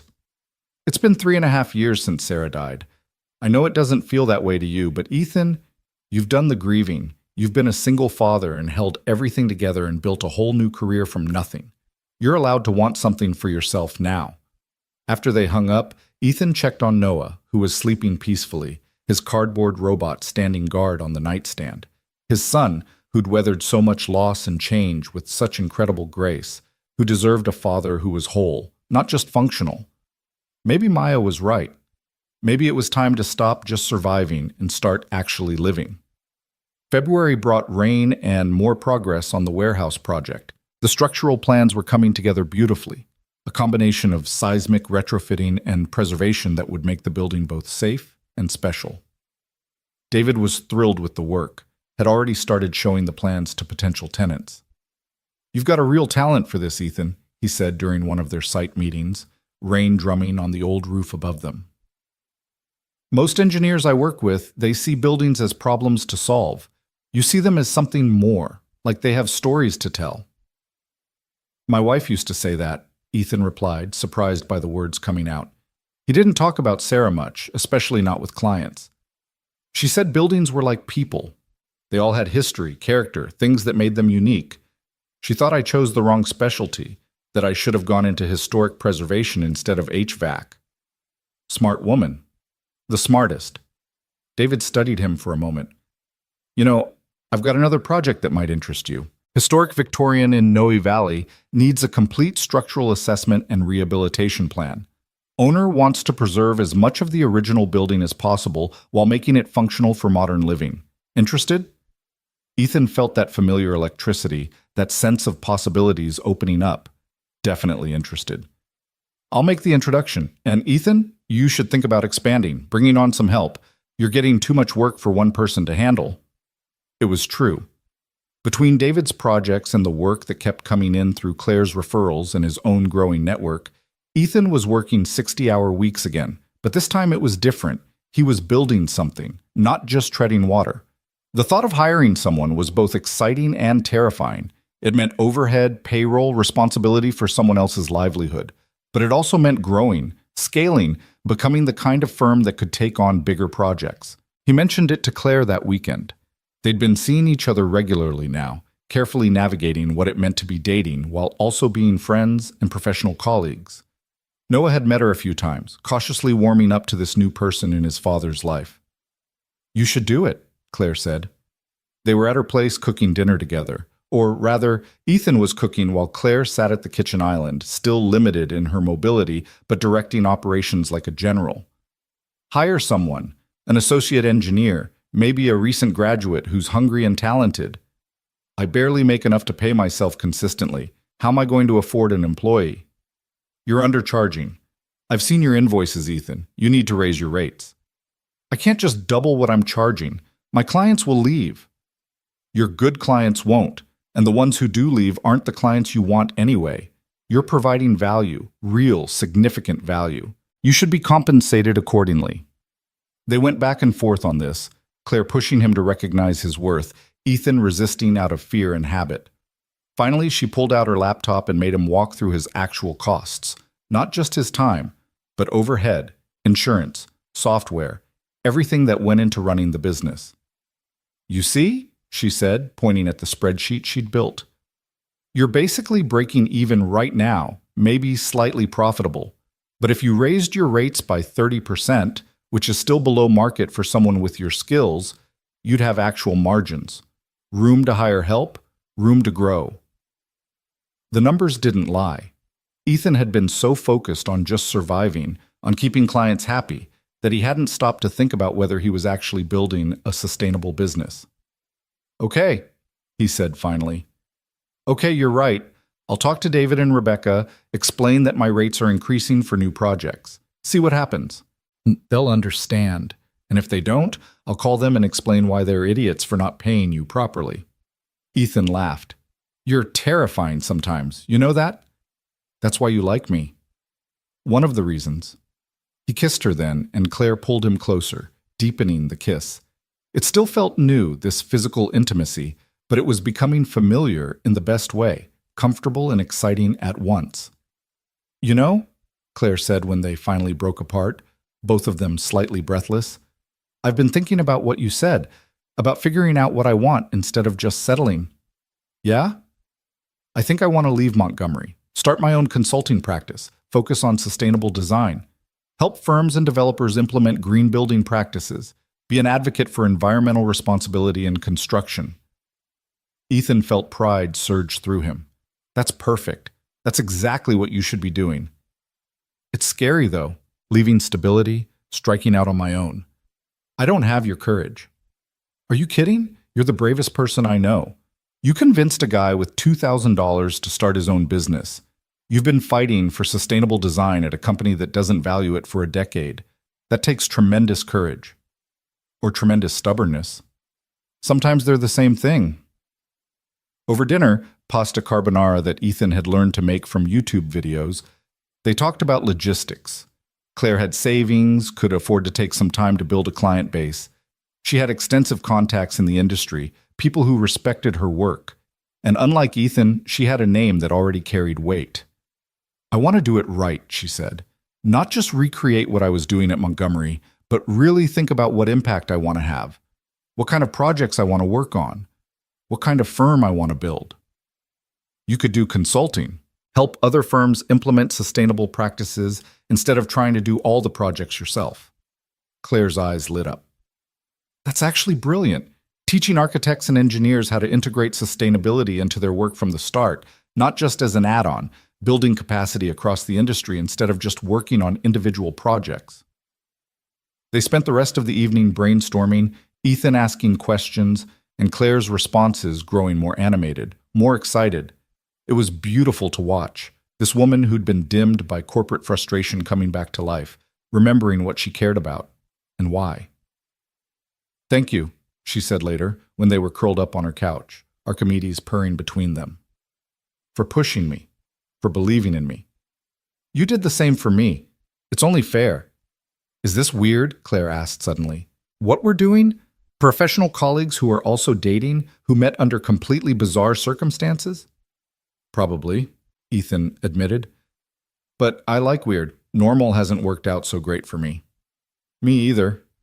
They sat in comfortable silence for a while, and Ethan thought about the strange path that had led them here.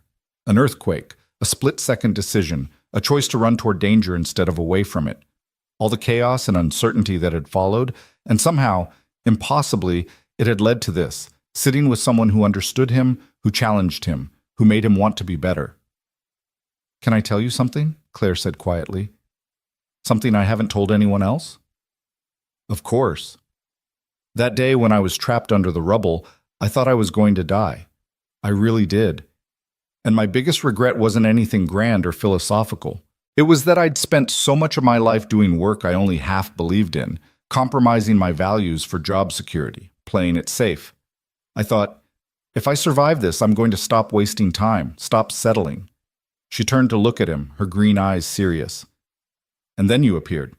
This man who gave up everything to help a stranger, who didn't even hesitate. And I thought, that's what courage looks like. That's what it means to actually live according to your values, instead of just talking about them. Ethan felt his throat tighten. I'm not that brave, Claire. I was terrified that day. I'm terrified most days, honestly. Being brave doesn't mean not being scared. It means being scared and doing the right thing anyway. She took his hand. You showed me that. The least I can do is live up to the example. March came, and with it a series of changes that felt like tectonic shifts. Claire gave notice at Montgomery, 2 weeks that felt like an eternity, as she wrapped up projects and said goodbye to colleagues. Some understood her decision, others thought she was crazy for leaving a stable position. But Claire held firm, and Ethan watched with admiration as she navigated the transition with grace. Ethan raised his rates, having the awkward conversations with existing clients that he'd been dreading, and to his surprise, not one of them balked. David actually laughed and said he'd been wondering when Ethan would figure out he was undercharging.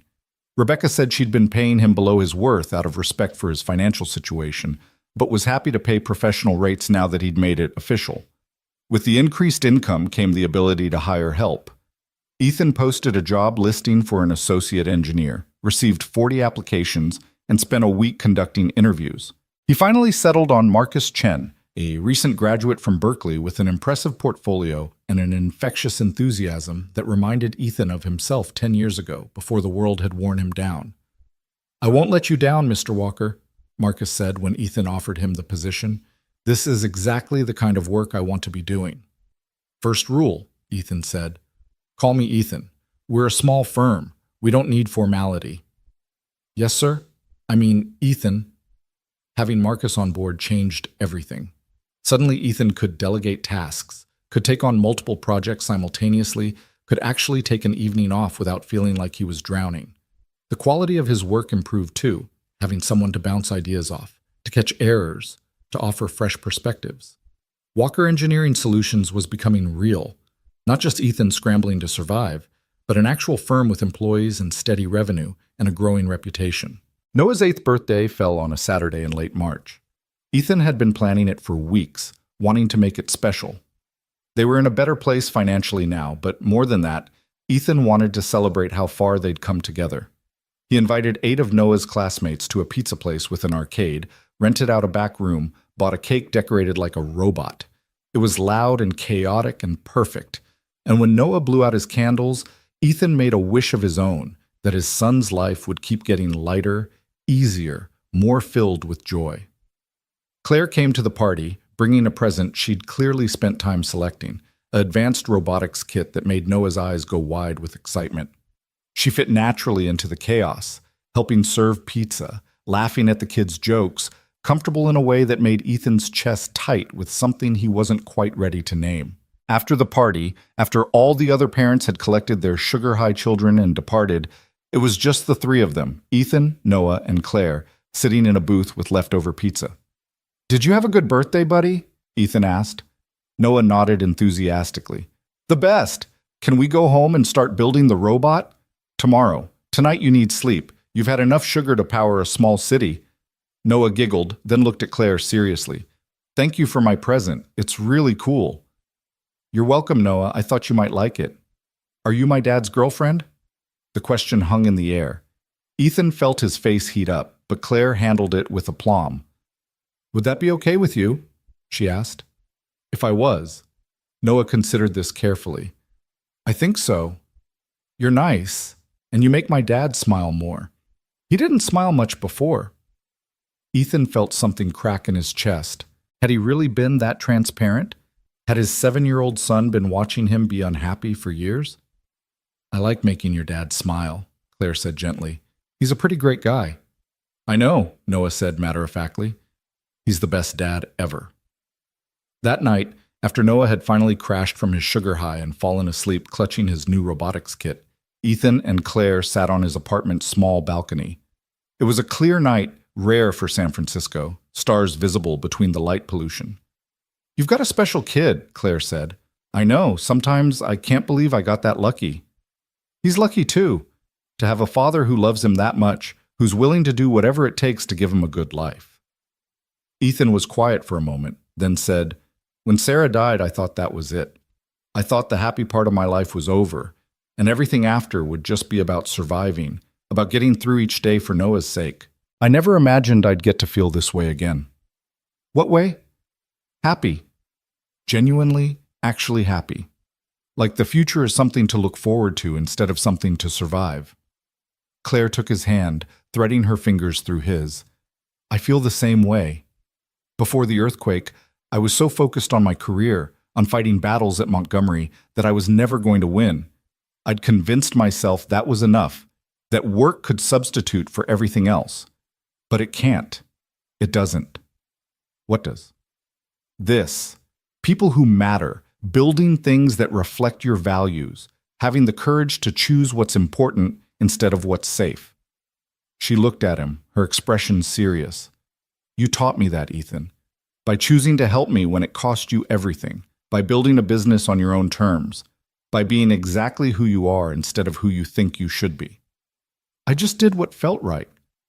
"That's exactly my point. You follow your instincts, your values, even when it's hard. Even when it costs you. That's rare." They sat together in comfortable silence, the city humming below them, the future stretching out with possibilities they were both brave enough to reach for. The earthquake had broken everything, Ethan's plans, his job, his carefully constructed life. But from those broken pieces, something new had emerged. Something stronger, more authentic, more true to who he actually was instead of who he'd been trying to be. Sometimes, Ethan thought, the world has to fall apart before you can build it back better, before you can build it back right. And sometimes, in the rubble and chaos, you find exactly what you didn't know you were looking for. Not just success or stability, but connection, purpose, the courage to become the person you were always meant to be. The person who runs toward trouble instead of away from it. The person who chooses people over opportunity, values over convenience, love over safety. The person who saves lives and rebuilds dreams and makes his son smile. The person who stands in the wreckage and decides not just to survive, but to truly, fully live. April arrived with the kind of weather that made people remember why they tolerated San Francisco's impossible housing costs. Warm days, cool nights, wildflowers blooming in unexpected places. Ethan found himself whistling as he worked, something he hadn't done in years, maybe ever. Marcus had settled into his role beautifully, taking on more complex tasks each week, freeing Ethan to focus on client relationships and business development. Walker Engineering Solutions now had 7 active projects, 3 more in the proposal stage, and a waiting list that Ethan would have considered fantasy 6 months ago. But success brought its own complications. The cramped apartment that had been adequate for survival felt suffocating now. Ethan's makeshift home office, really just a corner of the living room with a folding table and a laptop, was no longer functional with Marcus needing space to work too. They'd taken to meeting at coffee shops, libraries, anywhere with Wi-Fi and table space, but it was inefficient and unprofessional. "You need a real office," Claire said one evening. They were having dinner at his apartment, Noah already asleep, the remains of the spaghetti Ethan had cooked cooling on plates between them. "You can't run a growing firm from your living room. Office space in San Francisco costs a fortune. I've been looking at listings, and even a small space in a decent location is more than I want to commit to right now." "What about shared workspace? There are several co-working places that offer private offices at reasonable rates. You'd have professional space, conference rooms when you need them, and you're not locked into a long-term lease if things change." Ethan considered this. "That could work. You think Marcus and I could function in a shared space?" "Marcus could function in a closet as long as he has Wi-Fi and engineering software. That kid is dedicated." She wasn't wrong. Marcus often worked late into the evening, sending Ethan emails at midnight with questions or ideas. It reminded Ethan of himself at that age, before life had taught him that passion and dedication weren't always enough. "I'll look into it," Ethan said. "Maybe we can tour a few places this week." Claire set down her fork, her expression shifting to something more serious. "I need to tell you something about my own situation." "Okay, what's going on?" "I've been working on my business plan for the consulting firm, really digging into it, doing market research, developing my service offerings, and I think I'm ready to actually launch, not just talk about it." Ethan reached across the table and took her hand. "That's incredible, Claire. What's the timeline?" "I want to officially start May 1st. Give myself a month to finalize everything, build my website, reach out to potential clients. I've already got 3 people interested in consulting services. Architects who've worked with me before and want help implementing sustainable design practices. 3 clients before you've even officially launched. That's amazing." "It's terrifying," Claire corrected, but she was smiling. "I keep thinking about everything that could go wrong. What if those 3 clients are the only ones I ever get? What if I can't make the business sustainable? What if I'm making a massive mistake leaving a stable career?" "What if you're not?" Ethan countered. "What if you build something incredible? What if you change the construction industry's approach to environmental responsibility? What if you prove that sustainable design isn't just possible, but profitable?" Claire squeezed his hand. "You make it sound so simple." "It's not simple. It's terrifying and hard, and there will be days when you want to quit. But you're capable of this, Claire. More than capable." They talked late into the night, Ethan sharing everything he'd learned about starting a business. The practical stuff about business licenses and insurance and invoicing, but also the emotional stuff about managing fear and uncertainty. About trusting yourself when no one else does. About building something from nothing and having faith that the foundation will hold. "Thank you," Claire said when she was finally leaving close to midnight, "for believing in me, for understanding what this means." "Always," Ethan said, and kissed her goodbye at the door. After she left, Ethan stood in his quiet apartment, looking around at the space that had been home for 3 years. The worn couch he'd bought used, the mismatched furniture, the marks on the wall where Noah had once tried to paint a mural. It had served them well, this small refuge, but they were outgrowing it. Not just physically, but in every way that mattered. Maybe it was time for a bigger change than just an office. Maybe it was time to find a home that fit the life they were building, not the life they'd been surviving. The next week, Ethan toured 3 co-working spaces with Marcus. They settled on one in Soma, 2 private offices, access to conference rooms and a kitchen, surrounded by other startups and small firms. It was more expensive than Ethan had wanted to commit to, but Claire was right. They needed professional space. The lease was month to month with a 3-month minimum, manageable if things went sideways, but a real commitment nonetheless. "This is perfect," Marcus said, practically bouncing with excitement as they walked through the space. "We could set up our workstations here, use this wall for project boards, and the conference room access means we can bring clients in for meetings." Ethan signed the lease that afternoon, his hand only shaking slightly as he wrote the check for first month's rent and deposit. Another step forward, another commitment to the idea that Walker Engineering Solutions was real and growing and here to stay. Moving into the new office took a weekend. It wasn't much: 2 desks, computers, a printer, file boxes with project documents. But seeing Walker Engineering Solutions on the door, having a professional space that wasn't his living room, made everything feel more legitimate, more real. Noah came to see the office on Saturday afternoon, running between the 2 rooms and declaring it super cool. He'd set up his cardboard robot on Ethan's desk, and Marcus had immediately engaged him in a serious discussion about robotics and engineering principles that made Ethan's heart swell with gratitude for hiring someone who saw his son as a person, not an inconvenience. "Can I help with projects sometimes?" Noah asked as they were leaving. "I'm good at measuring things and organizing." "Tell you what," Ethan said. "During summer break, you can come to the office sometimes and help with small tasks. How's that sound?" "Like the best summer ever." That evening, Ethan got a call from David Brennan about the warehouse project. They were breaking ground in 2 weeks, ahead of schedule, and David wanted Ethan on site during the initial foundation work to address any issues that came up. "This is going to be a showcase project," David said. "Already got interest from some major tech companies looking for creative office space. Your structural design is a big part of what's selling it, the way you preserve the building's character while making it completely modern and safe. I'm going to be referring a lot of people your way, Ethan. You ready for that?" "I'll make it work," Ethan promised, though the thought of more growth, more responsibility, more clients depending on his expertise sent a spike of anxiety through his chest. But this was what success looked like, wasn't it? Not just surviving, but thriving. Not just getting by, but actually building something that mattered. May brought Claire's official launch. She'd created a website that was elegant and professional, outlining her services: sustainable design consulting, lead certification support, environmental impact analysis, staff training for architecture and engineering firms. Her rates were higher than Ethan had expected, but Claire had been firm about pricing herself appropriately. "Women, especially women in technical fields, consistently undercharge for their services," she'd explained. "I'm not going to perpetuate that pattern. I'm good at what I do, and I deserve to be compensated accordingly." Her first month brought 5 consulting contracts, more than she'd anticipated. Word spread quickly through the architecture and development community that Claire Montgomery had gone independent, and people who'd valued her work at Montgomery were eager to hire her directly. "I think I'm actually going to make this work," she said one evening. They were at her house, celebrating her first month in business with wine and takeout Thai food. "Like really work, not just survive." "Of course you are," Ethan said. "You're brilliant and experienced, and people know it.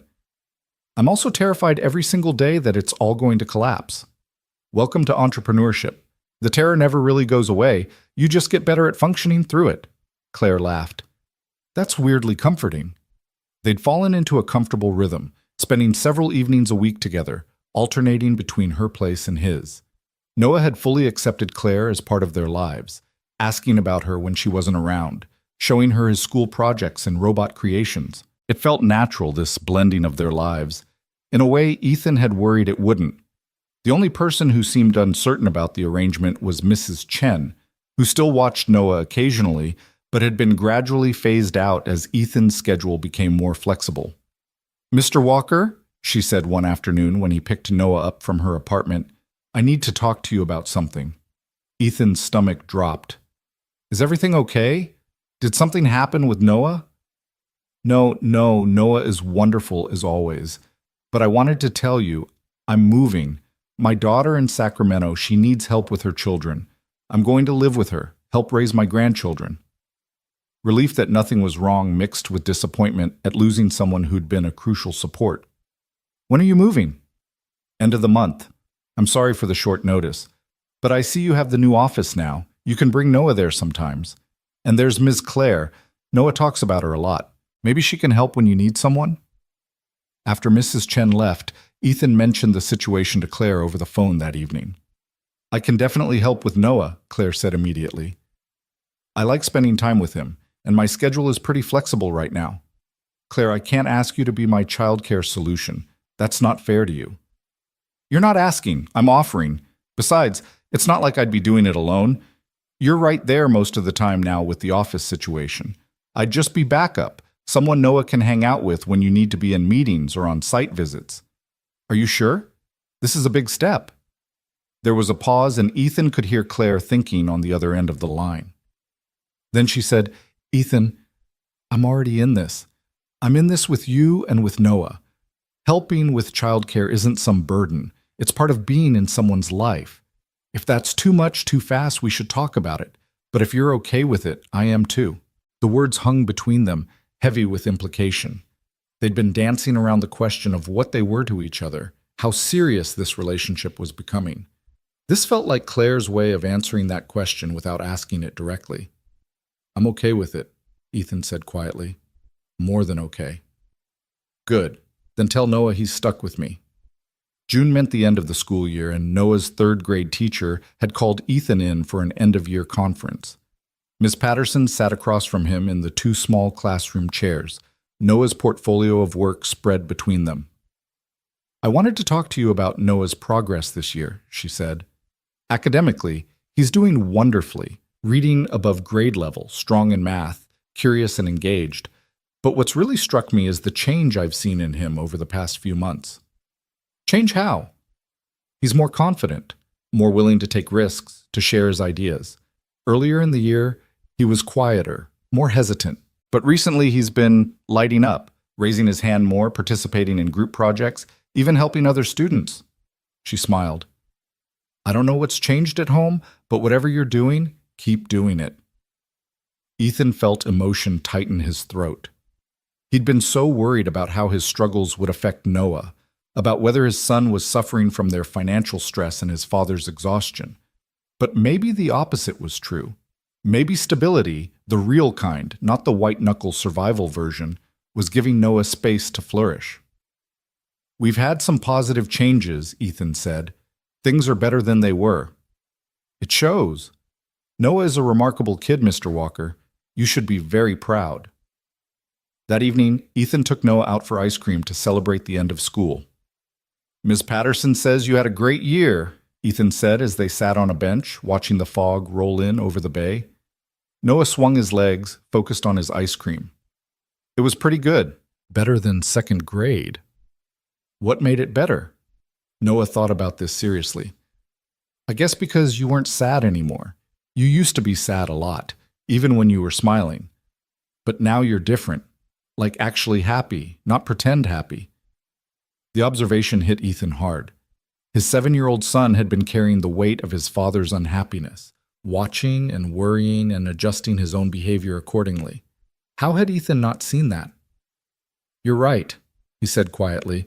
"I was sad for a long time after Mom died. But I'm better now, happier.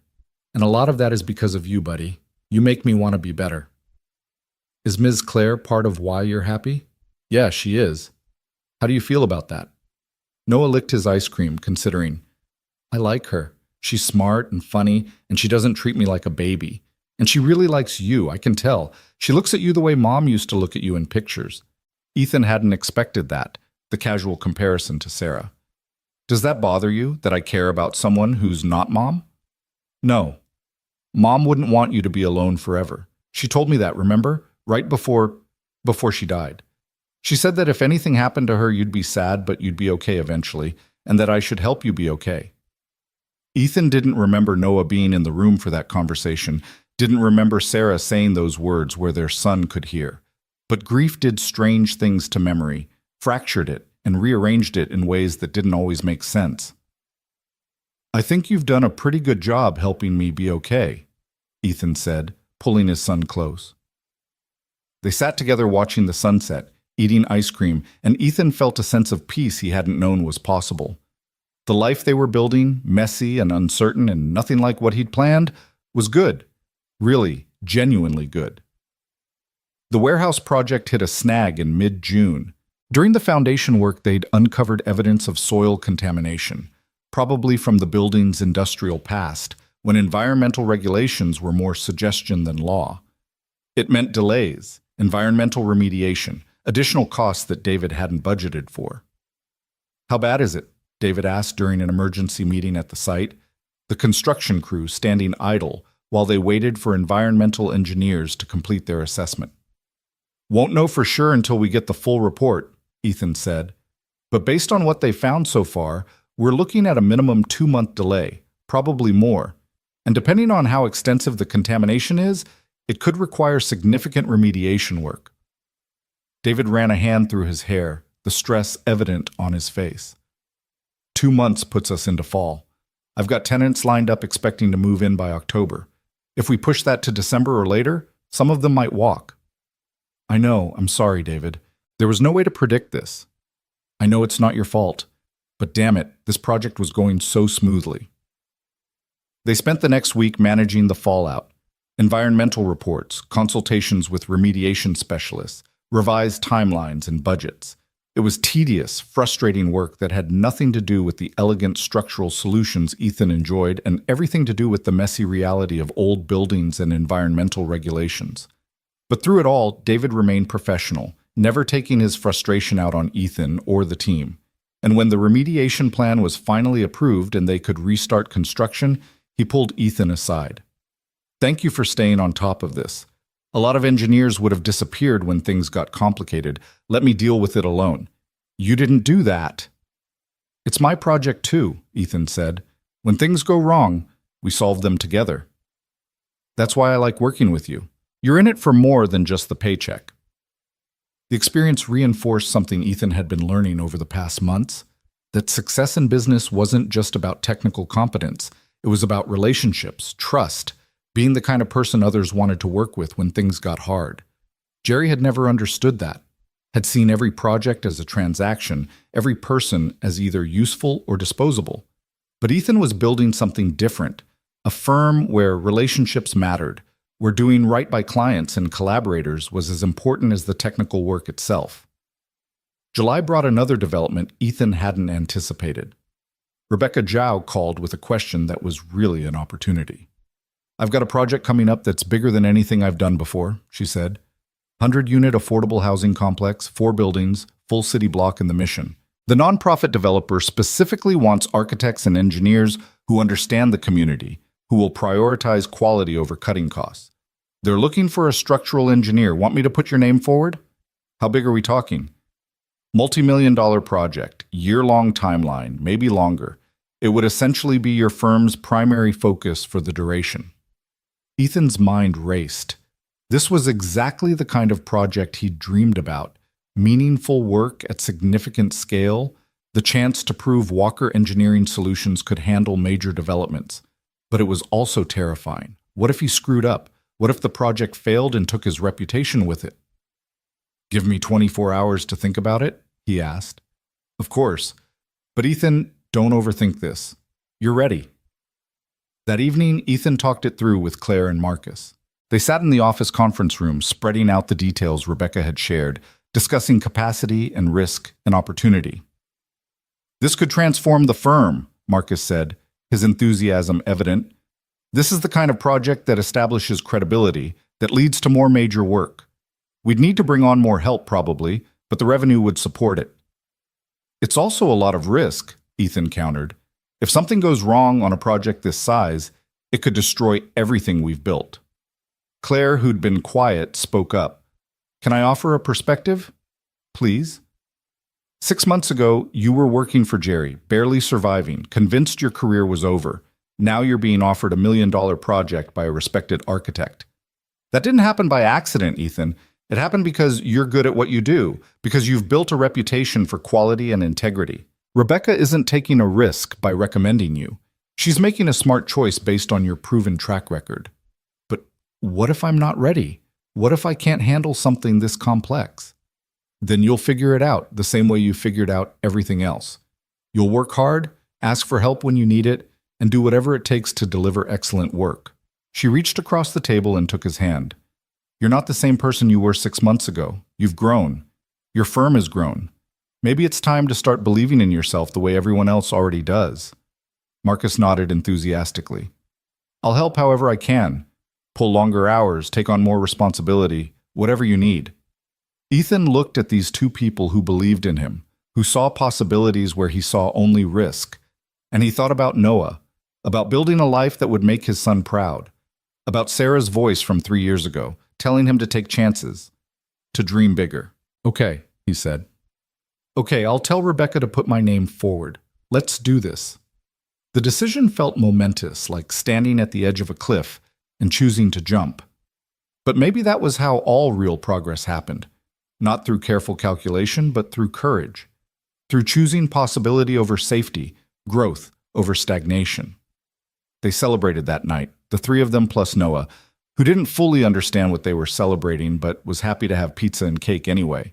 Claire had started keeping some of her things at Ethan's apartment, and seeing her toothbrush next to his in the bathroom, her favorite tea in the kitchen, felt significant in a way Ethan couldn't quite articulate. They were building something together, something that went beyond professional collaboration or casual dating, something real.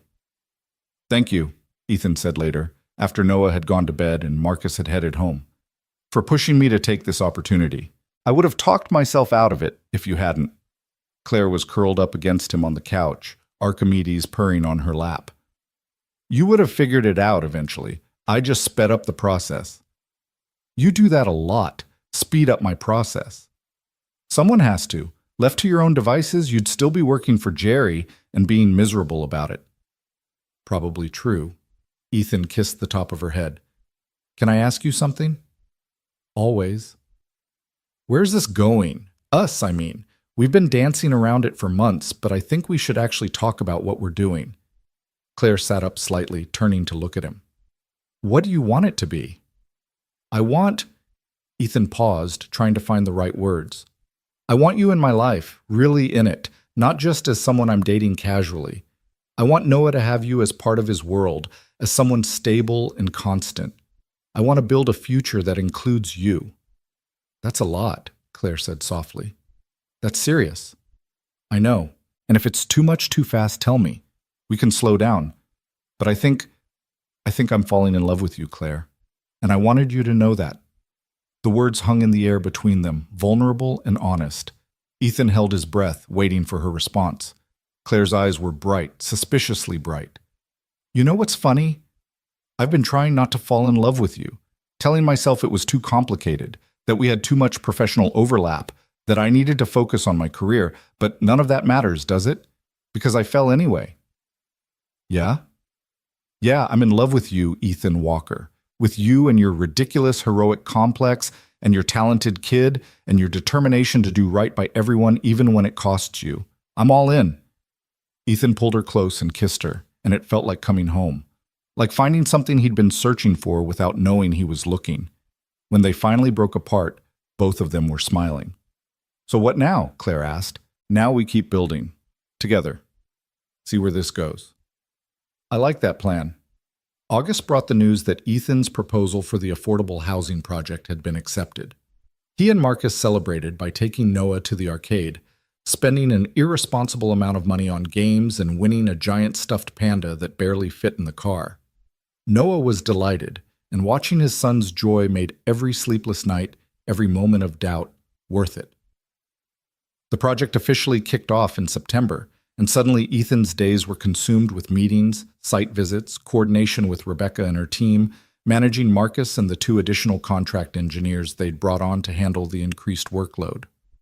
It was exhausting and exhilarating in equal measure, the kind of challenge that pushed Ethan to be better than he'd ever been. Claire was managing her own growth, having taken on 2 major clients who wanted comprehensive sustainability audits of their development pipelines. They'd become partners in the truest sense, supporting each other's professional challenges, celebrating wins, commiserating over setbacks, finding balance between work and life, and the relationship they were building together. "We should move in together," Claire said one evening in late September. They were at her house, having dinner after a particularly grueling week. "I know that's a big step, but I'm spending half my time at your place and you're here the other half. It feels silly to maintain 2 separate households." Ethan had been thinking the same thing, but hadn't wanted to push. "What about Noah? Have you thought about what it means to live with a kid full time?" "I've been basically doing that for months already. And I love it, Ethan. I love being part of his routine, helping with homework, hearing about his day. I'm not trying to replace his mother, but I want to be someone important in his life." "You already are, but we should talk to Noah about it. Make sure he's comfortable with the idea." They approached it carefully, sitting Noah down the next weekend and explaining what they were thinking. Noah listened seriously, asking questions about logistics. Would they move to Claire's house, or would Claire move to their apartment? Where would his robot collection go? Would Archimedes like him? "So you'd be like my stepmom?" Noah asked finally. Claire exchanged a glance with Ethan. They hadn't talked about marriage, hadn't gone anywhere near that conversation, but Ethan found he wasn't opposed to the idea. Eventually, when the time was right. "Not officially," Claire said gently. "Your dad and I aren't married, but I'd be someone who lives with you and helps take care of you and loves you very much." Noah nodded slowly. "Okay, I think that would be good. But can we bring my robots?" They decided Claire's house made more sense, bigger space, better neighborhood, room for Noah to have his own bedroom instead of sharing walls with his father. The move happened in early October, a weekend of boxes and furniture, and Noah's excitement at having a real house with a yard and a cat who tolerated his attempts at friendship. That first night in their new home, after Noah had finally fallen asleep in his new bedroom, Ethan and Claire sat on the porch with wine, looking out at the San Francisco skyline glittering in the distance. "We did it," Claire said. "We actually built this life." "Together," Ethan added. "None of this would have happened without you." "That's not true. You were already on your way. I just helped speed up the journey." Ethan thought about the man he'd been a year ago, desperate, exhausted, trapped in a job that was killing his spirit, convinced he'd missed his chance at a better life. That man wouldn't recognize who Ethan had become. The successful business owner, the confident professional, the man who'd found love again when he thought that part of his life was over. "Can I tell you something?" Ethan said. "Something I've never told anyone?" "Of course." "That day, when the earthquake hit, when I saw you trapped under the rubble, for just a second I almost kept walking. I looked at my watch and thought about the interview and how much it mattered, and I almost convinced myself someone else would help you, that I couldn't be the one to sacrifice everything." Claire was quiet, listening. "But then I heard my wife's voice in my head, telling me I couldn't walk past someone who needed help, and I thought about Noah, about what kind of man I wanted him to see when he looked at me. And I knew I had to stop, had to help, even if it cost me everything." "And it did cost you everything," Claire said softly. "Your interview, your suit, probably your job eventually. But I got something better. I got you. I got a career I'm proud of. I got the chance to become the person I was supposed to be instead of the person I'd settled for being." He turned to look at her, this woman who'd changed his life in ways he was still discovering. "So thank you for being trapped under that rubble, for giving me the chance to choose who I wanted to be." Claire laughed, wiping at her eyes. "That might be the weirdest thank you I've ever received. I'm serious. That moment, stopping to help you, that was when everything changed. When I learned that doing the right thing doesn't make you a loser. It makes you human. You're welcome then, for almost dying so you could find yourself." They sat in comfortable silence, the city humming below them, their new life stretching out with possibilities neither of them had imagined a year ago.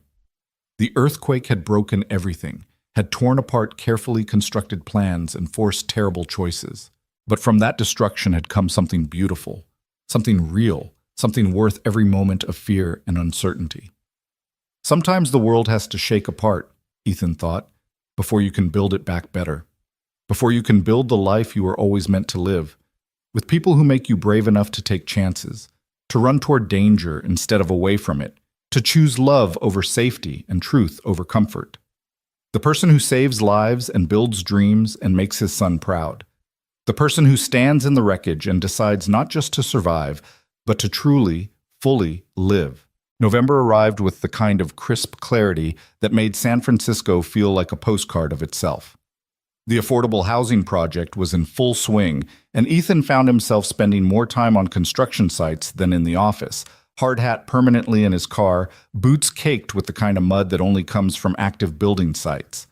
Marcus had stepped up beautifully, managing the day-to-day operations while Ethan focused on the field work, and the 2 additional contract engineers they'd brought on were proving their worth. Walker Engineering Solutions had become exactly what Ethan had dreamed of. A firm that did meaningful work, that treated people well, that made a difference. But success brought visibility, and visibility brought complications Ethan hadn't anticipated. He was on site one Tuesday morning reviewing foundation work with the general contractor when his phone rang. Unknown number, but something made him answer. "Is this Ethan Walker?" A woman's voice, professional and clipped. "Yes, speaking." "Mr. Walker, my name is Jennifer Hahn. I'm a reporter with the San Francisco Chronicle. I'm working on a story about the October 7th earthquake 1 year ago, focusing on stories of everyday heroism. Your name came up in connection with saving a woman's life. Claire Montgomery. Would you be willing to talk to me about that?" Ethan felt his stomach drop. "I'm not sure what you're looking for. I just helped someone who was trapped. It wasn't heroic, just human." That's exactly the kind of story I want to tell. People who made choices to help others when they could have walked away. Claire gave me your contact information. She said you'd be modest about it, but that your actions that day were remarkable. Claire gave you my number? With your permission, according to her. She said she'd mentioned the possibility of press coverage, and you'd been okay with it. Ethan tried to remember that conversation. Had Claire mentioned something about this? Maybe weeks ago, in passing? He'd been so consumed with work that whole conversations sometimes blurred together. "I really don't think my story is that interesting," Ethan said. "I did what anyone would have done." "But most people didn't. We have documentation from first responders that dozens of people passed Claire before you stopped. That makes it interesting, Mr. Walker. Could I buy you coffee sometime this week? Just an informal conversation, no pressure." Against his better judgment, Ethan agreed to meet her Thursday afternoon at a cafe near the office. When he mentioned it to Claire that evening, she was surprised by his hesitation. "Why wouldn't you want to tell the story?" she asked. They were in the kitchen of their shared house, working together to make dinner while Noah did homework at the table. It still felt surreal sometimes, this domestic scene, the normalcy of it after years of struggle, because it feels like capitalizing on something that was just basic human decency. "I didn't save you for recognition or publicity." "I know that. But stories matter, Ethan. Stories about people choosing to help, choosing compassion over convenience. They matter, especially now. The world needs to know those people exist." "You really think so?" "I do. And honestly, I think it could be good for the business too. Human interest story about a single dad who gave up his dream job interview to save a stranger, who then built his own successful firm. That's compelling. People remember stories like that." Noah looked up from his math homework. "You're going to be in the newspaper? That's so cool. Can I bring it to school?" The interview with Jennifer Hahn turned out to be more intense than Ethan expected. She was thorough, asking detailed questions about that day, what he'd been thinking, what choices he'd made, how it had felt to watch his future disappear while he worked to save a stranger. She wanted to know about his relationship with Claire, too, about how they'd reconnected, about whether the earthquake had brought them together romantically. "That's a complicated question," Ethan said carefully. "Claire helped me start my business, became a mentor and friend. The romantic relationship developed later, separate from the rescue. But would you have met her at all if you hadn't stopped that day? If you'd made it to your interview? Maybe, maybe not. Life's full of those what-ifs. Jennifer scribbled notes, then looked up with sharp eyes. Claire told me something interesting. She said she was supposed to be conducting your interview that day, that you were coming to interview with her specifically. Ethan nodded. I didn't know that at the time, obviously. Found out later when we reconnected. That's remarkable. The person you saved turned out to be the person who could have given you the job you were trying to reach. Do you ever think about the symmetry of that? How your act of sacrifice ended up connecting you to someone who'd help your career anyway? I try not to think about it that way. It wasn't transactional. I didn't save Claire expecting anything in return. But you got something anyway. A successful business, a relationship, a completely different life than you would have had if you'd made that interview. The conversation left Ethan unsettled. Jennifer wasn't wrong. The chain of events was remarkable, almost too neat. But framing it as some kind of cosmic reward for good behavior felt wrong, like it diminished the genuine struggle and work that had gone into building Walker Engineering Solutions. He hadn't earned his success by saving Claire. He'd earned it through long nights and hard work and learning to believe in himself. The article ran 2 weeks before Thanksgiving, a full-page feature in the Sunday Chronicle with a photo of Ethan and Claire at the warehouse construction site. The headline read, "The earthquake that changed everything, how one man's choice to help a stranger led to an unexpected future." Ethan read it over coffee that morning, his stomach tight with anxiety. The article was well written, focusing on the human elements, the choice he'd made, the relationship that had developed, the businesses they'd both built. Jennifer had interviewed Rebecca and David too, getting quotes about Ethan's professional abilities that made him uncomfortable with their praise. But the part that made Ethan's chest tighten was near the end, where Jennifer had written, "Walker's story raises an interesting question about the nature of heroism and reward.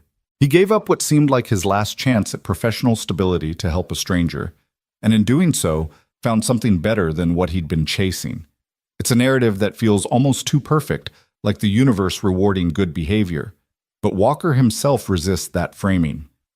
I got lucky," he told me. "Claire's help, the business opportunities that came. Those weren't rewards for saving her. They were the result of hard work and people believing in me." Perhaps that's the real lesson of Walker's story, that doing the right thing doesn't guarantee a happy ending, but it does guarantee you'll be able to live with yourself.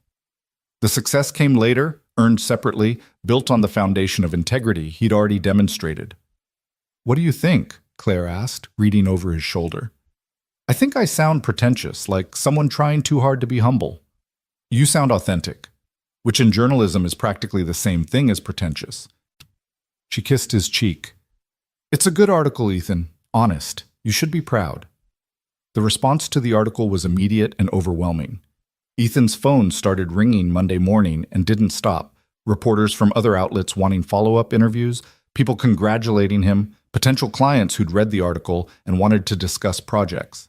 His email inbox exploded with messages ranging from genuine business inquiries to random people sharing their own earthquake stories to a few cranks who accused him of publicity seeking. Marcus handled most of it with good humor, screening calls and forwarding only the legitimate business inquiries.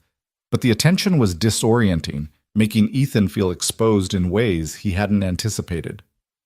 "Is this what being famous feels like?" he asked Claire one evening, scrolling through his 4th day of overwhelming responses. "Because I don't like it." "You're not famous. You're just having your 15 minutes. It'll die down soon, and life will go back to normal. Mostly." She was partially right. The media attention faded after a few weeks, but the business impact lingered. 3 significant new clients came directly from the Chronicle article, and Ethan found himself recognized occasionally when meeting with potential clients or at industry events. It was strange, being known for something other than his technical work, but it also opened doors. People remembered his name, remembered the story, and that recognition translated into opportunities. Thanksgiving came, and for the first time in years, Ethan didn't feel the weight of that holiday's enforced gratitude. He actually was grateful for Claire, for Noah's happiness, for the business he'd built. for this life that felt full instead of just functional.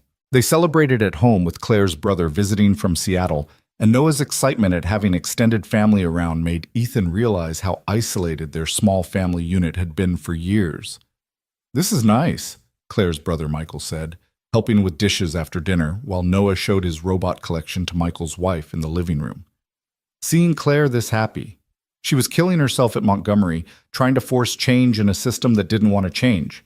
Now she's doing meaningful work on her own terms, and she's got you and Noah. It's good. "She makes us better," Ethan said simply. "Both of us. I don't know what we did to deserve her, but I'm grateful every day." Michael smiled. "Just don't screw it up. Claire doesn't give her heart easily, but when she does, she's all in. If you hurt her, I have 3 older brothers who will make your life very difficult." "Noted. But I'm not going anywhere. She's stuck with me." December brought the completion of the warehouse project. The grand opening was scheduled for mid-month, and David had invited Ethan and Claire as guests of honor. Walking through the finished building, seeing the original brick walls restored and highlighted, the old timber beams preserved and reinforced, the modern safety systems seamlessly integrated into the historic structure, filled Ethan with a pride he hadn't known was possible.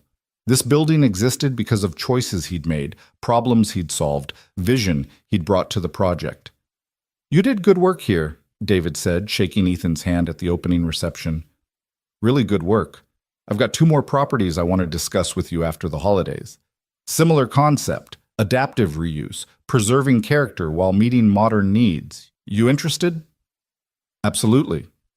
The affordable housing project was progressing well too, though Rebecca had warned him it would extend into the following year. 4 buildings, 100 units of housing for families who'd been priced out of San Francisco's insane market. Every time Ethan visited the site, he thought about his own housing struggles, about the years in that cramped Tenderloin apartment, about families like his who deserved better.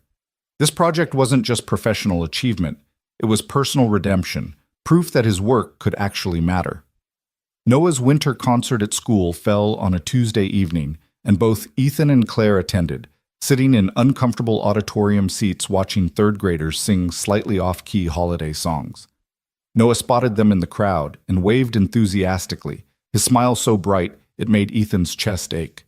"He's happy," Claire whispered, taking Ethan's hand. "Really, genuinely happy. Because of you. You've given him stability, family, things I couldn't provide on my own." "You were providing them, Ethan. You just had help. That's not weakness. That's what family is supposed to be." After the concert, they took Noah out for hot chocolate, a tradition that had developed over the past months. Noah chattered excitedly about the concert, about his friends, about the robot he was designing for his 4th grade science project next year. He was so different from the quiet, worried child he'd been a year ago, more confident, more open, willing to dream bigger. "Can I ask you guys something?" Noah said suddenly, his expression turning serious. "Of course, buddy," Ethan replied. "Are you going to get married?" The question hung in the air. Ethan and Claire exchanged glances, both caught off guard. "Why do you ask?" Claire said gently. "Because my friend Emma's dad got remarried, and she was really worried about it, but then it turned out okay. And I think it would be okay if you guys got married. More than okay. Good, actually." Ethan felt his heart hammering. They hadn't talked about marriage explicitly, had been content to let the relationship develop naturally without pressure or timelines. But hearing his son ask about it directly forced the question into the open. "Would that be something you'd want?" Ethan asked carefully. "Claire becoming your stepmom officially?" Noah nodded immediately. "Yeah, because she's already kind of like my mom anyway. She helps with homework and makes my lunch and comes to my concerts. She just doesn't have the official title." Claire's eyes were bright with tears she was clearly trying to hold back. "That's about the nicest thing anyone's ever said to me, Noah." "So is that a yes? You're going to get married?" Ethan laughed, the tension breaking. "How about we talk about it, buddy? Your dad has to actually ask Claire first, you know. There's a whole process." "Well, hurry up. Emma said the wedding cake is the best part." That night, after Noah was asleep, Ethan and Claire sat on the back porch despite the December chill, wrapped in blankets, talking about the conversation. "I don't want you to feel pressured," Ethan said. "Just because Noah asked doesn't mean we have to rush into anything." "I don't feel rushed. I feel ready." Claire looked at him seriously. I love you, Ethan. I love Noah. I love the life we've built together. If you're asking whether I'd say yes if you proposed, the answer is yes. But only if you actually want to get married, not because your 8-year-old thinks wedding cake is a good enough reason. I want to marry you, Ethan said, the words coming easier than he expected. I've wanted to for a while now. I just didn't know if it was too soon, if you were ready for that level of commitment. How long have we known each other? 14 months, give or take. 14 months since you saved my life, since we met in literally the most dramatic way possible. I think we're past too soon, don't you? Ethan laughed. Fair point. So we're doing this? We're really doing this? I think we are. But Ethan, you should actually propose. Properly. Not just decide on the back porch at midnight because our son asked us about it. You want the whole thing? Ring, romantic moment, the works? I want you to do whatever feels right to you.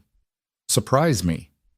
Planning a proposal while living with the person you're planning to propose to turned out to be more complicated than Ethan anticipated. He couldn't exactly shop for rings with Claire around, couldn't plan elaborate surprises when they shared a calendar in a house. He enlisted Noah as a co-conspirator, and his son took the role with utmost seriousness. You should propose at the place where you first met, Noah suggested. In the movies, people always go back to important places. That was a collapsed building in the middle of an earthquake zone, buddy. Not exactly romantic. Oh, right. Then how about somewhere with the ocean? Girls like the ocean. Ethan did his ring shopping during lunch breaks, feeling completely out of his depth in jewelry stores where everything seemed either too elaborate or too plain. He finally found one that felt right. A simple platinum band with a small diamond, elegant without being ostentatious. The jeweler asked when the wedding would be, and Ethan realized he hadn't thought that far ahead. Soon, he said. Probably soon. He decided on Christmas Eve for the proposal.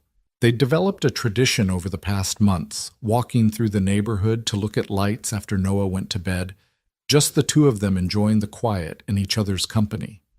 It felt right, intimate and private rather than grand and public. Christmas Eve arrived with unusual clarity, the city lights sharp against a dark sky.